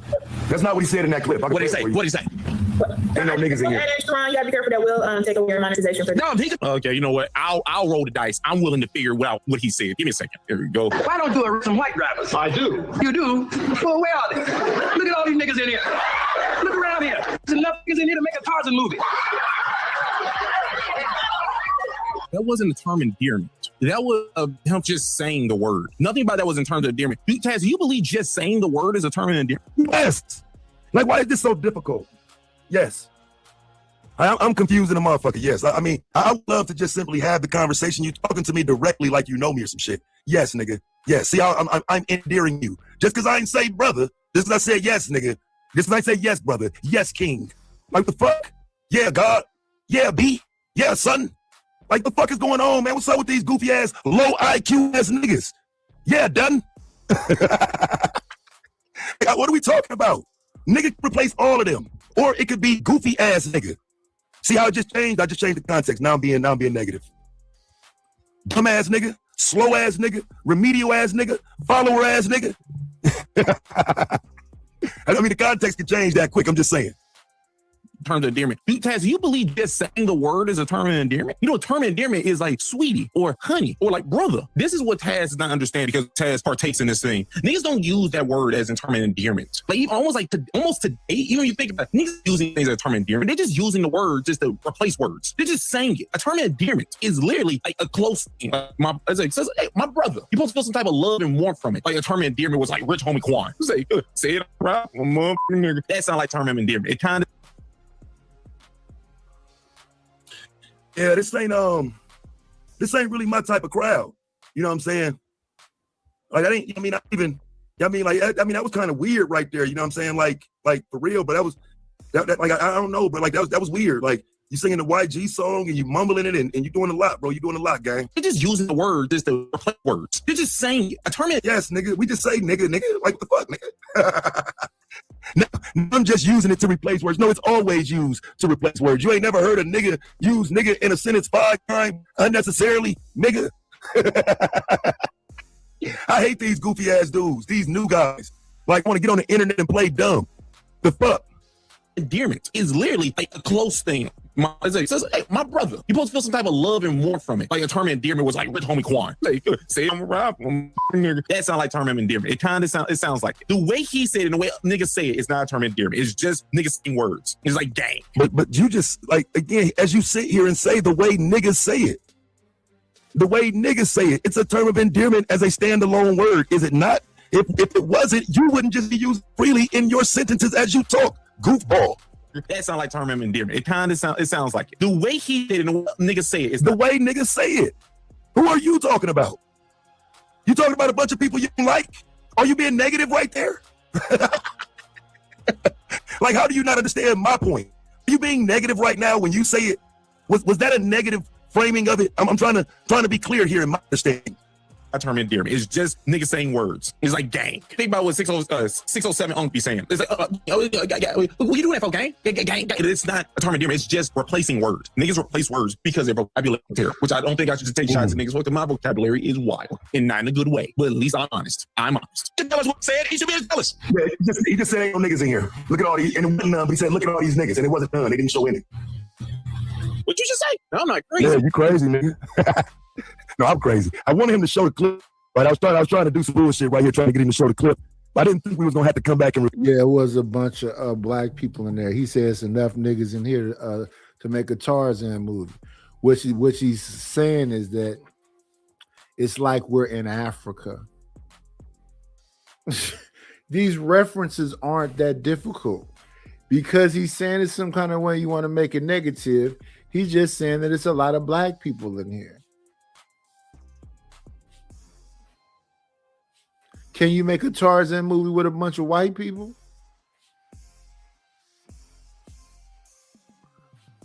It's just saying nigga instead of saying black. When he said it's enough niggas in here to make a Tarzan movie, did any of them black people get up and stump him? Because he just insulted all of them, right? When he called them that, right? Viewers, so I won't be trying no more shit like that. But let's listen. Second again. That sound wild. He was. Ain't no niggas in here. That will take away your monetization for. No, he can tell us what he said. He should be able to tell us. Yeah, he just said ain't no niggas in here. Look at all that will take away your monetization.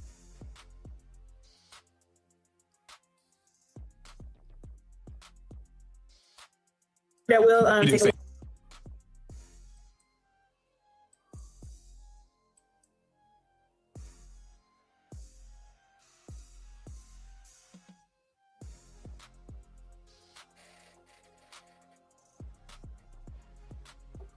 Oh, man. I was trying to do some bullshit right here, trying to get him to show the clip. But I didn't think we was going to have to come back and review it, so I won't be trying no more shit like that. But let's listen. Second again. That sound wild. He was.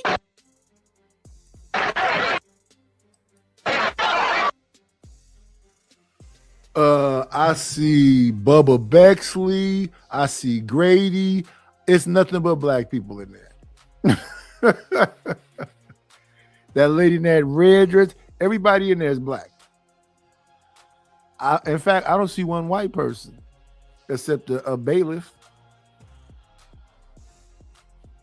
That whole little group right there, those 4 men, Bubba and Grady and them other 2, those are all Fred's friends. The people behind them, those folks are black. These 2 ladies, the red and blue, that they black. The dudes behind them look like, I see afros. And I see some conks.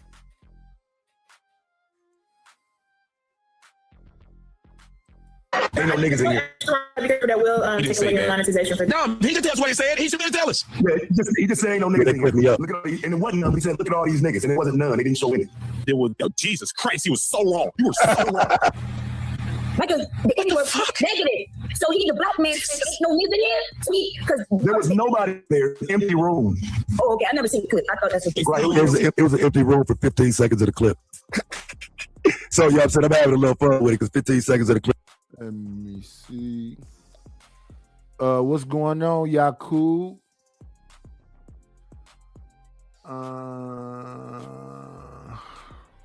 Because I've been accused of not saying hello to people, which is some more try to drain somebody's energy, do some work for free.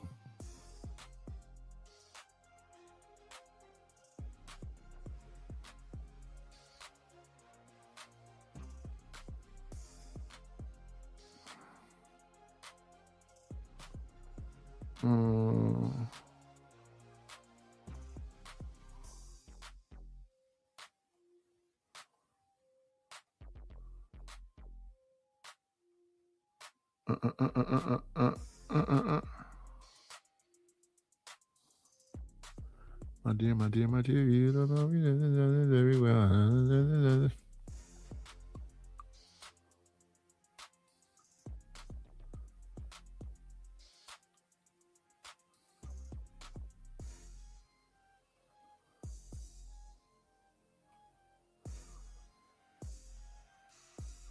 Oh, let me respond to Rapid.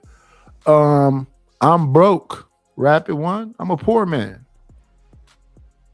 People that lead the hood get money.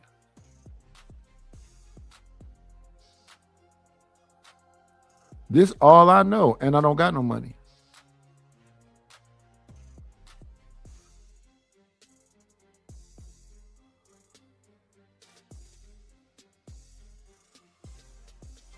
Okay, so yeah, I just spoke to everybody. What's going on, TB Trucking?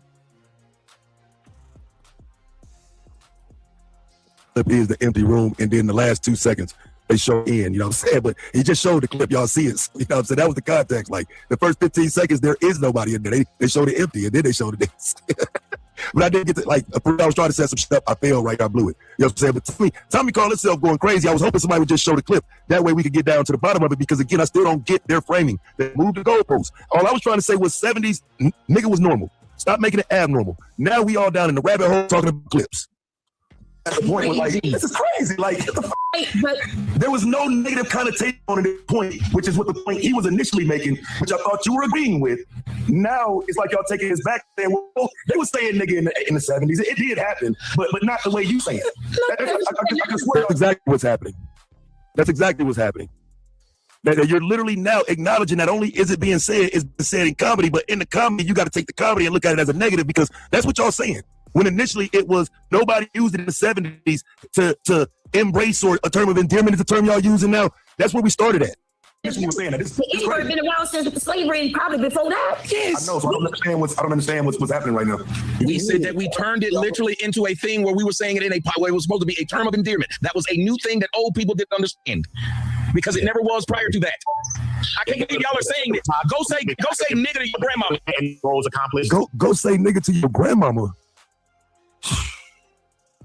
I mean, I don't know, fam. Contextually, that don't sound right. I mean, my grandma said nigga.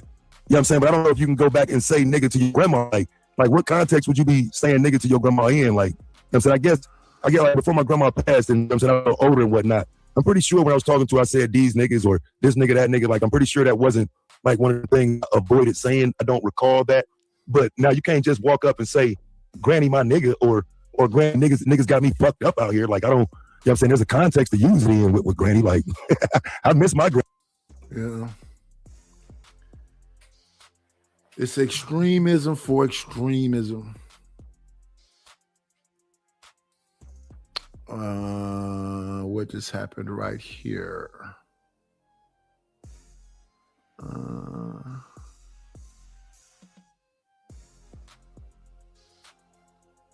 A whole quote disappeared. Let me look.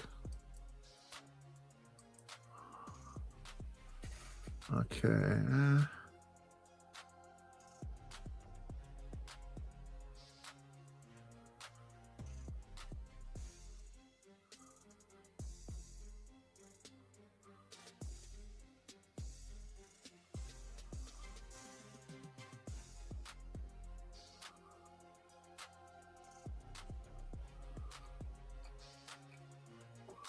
Let me see. I'm gonna jump forward a whole lot a bit.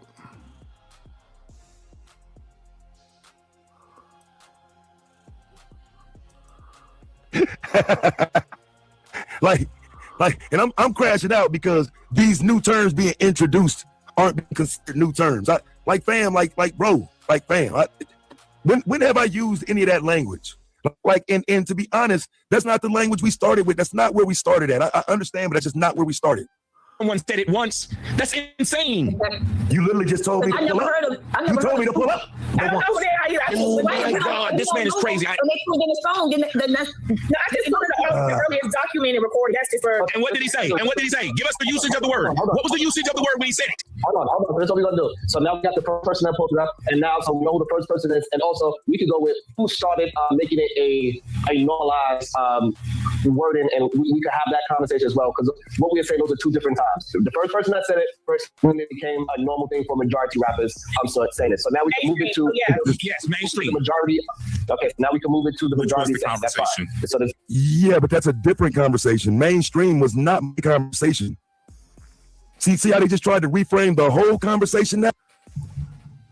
Sanford & Son was written by Norman Lear from a show from the UK. It was mainstream.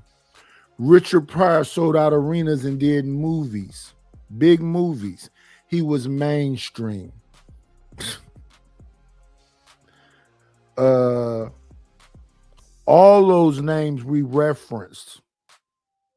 Petey Green, who ended up owning TV One and Radio One. His wife now owns it, was mainstream. He brought Howard Stern on his show. Howard Stern was in blackface. Don Cheadle did the movie about the life of Petey Green. It was called Talk to Me. Mainstream. All of this stuff we're talking about. Iceberg Slim, Donald Goins, blaxploitation films. Blaxploitation films saved Hollywood. Mainstream.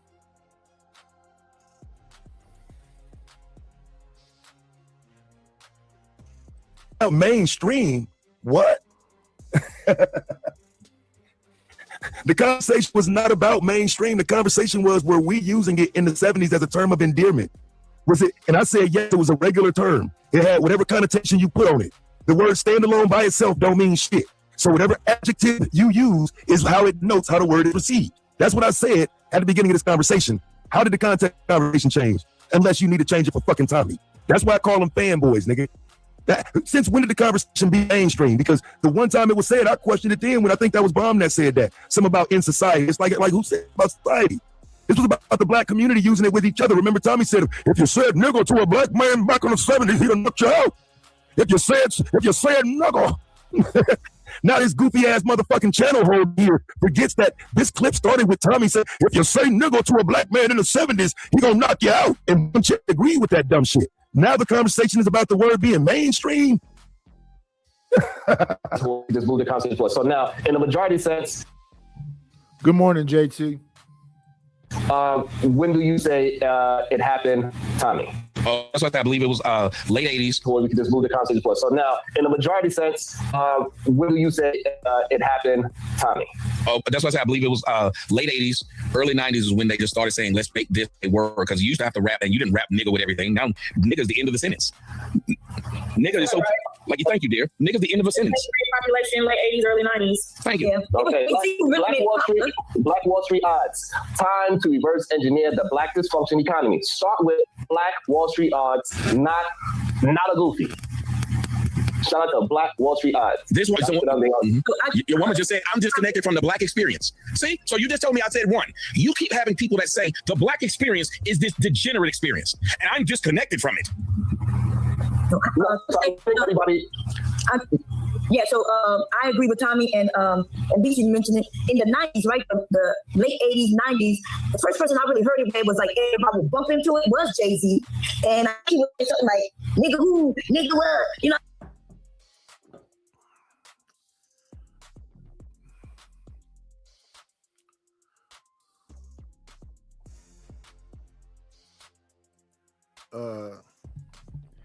NWA, Niggas with Attitude, had a song called Wouldn't You Like to Be a Nigga Too?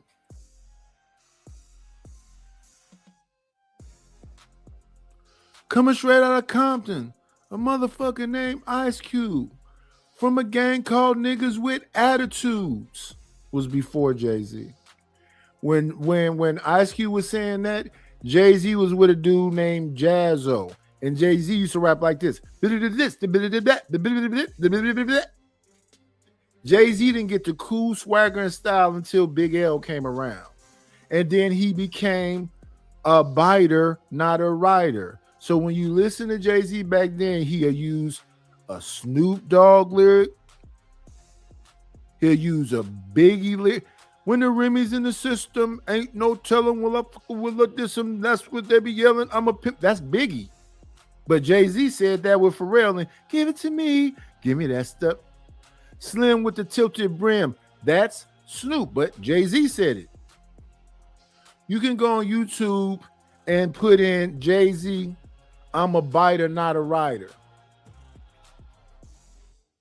And you can hear all the different references and styles and everything he took from other people. And in Jay-Z's era, DMX was the man.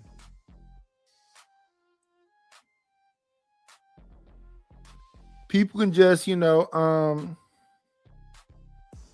shape history to be whatever you want it to be. In the 70s, the N-word was normalized.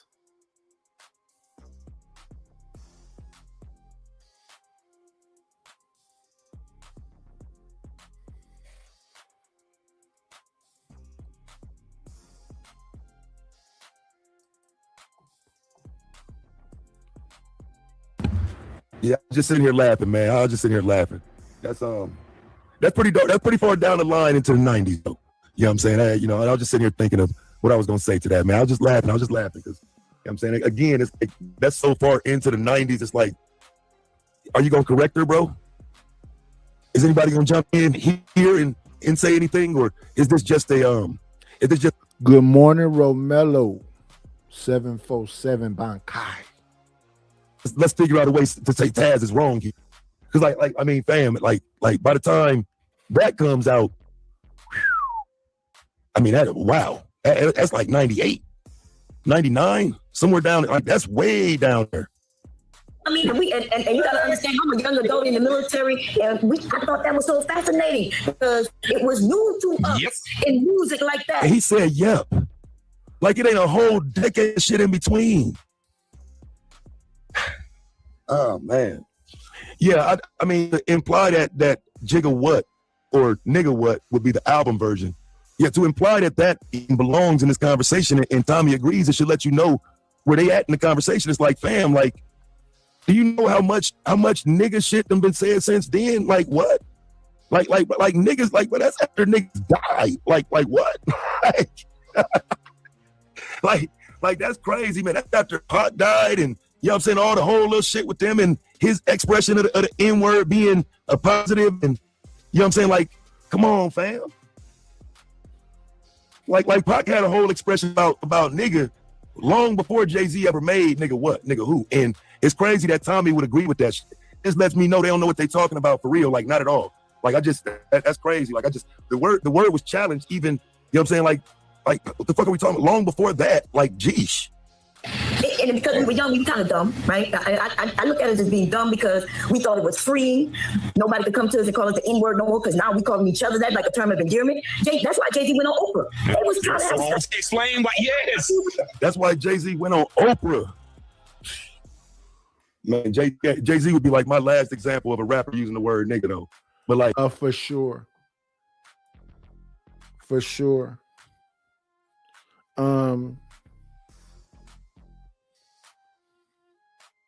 There we have it though, y'all. I gave y'all another show. I got support from Stan Autry. Thank you, Stan Autry, for supporting the show today.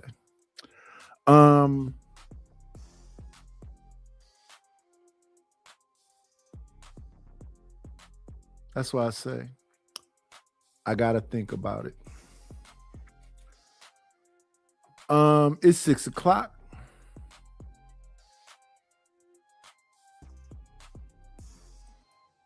I believe Sharon, if he's not on, he should be on in moments. And I guess I have to say thank you for being here, watching.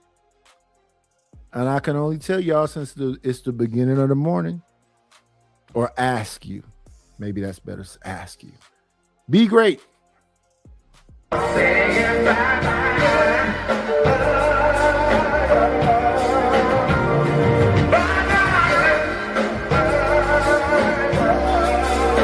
We'll shut this motherfucker down.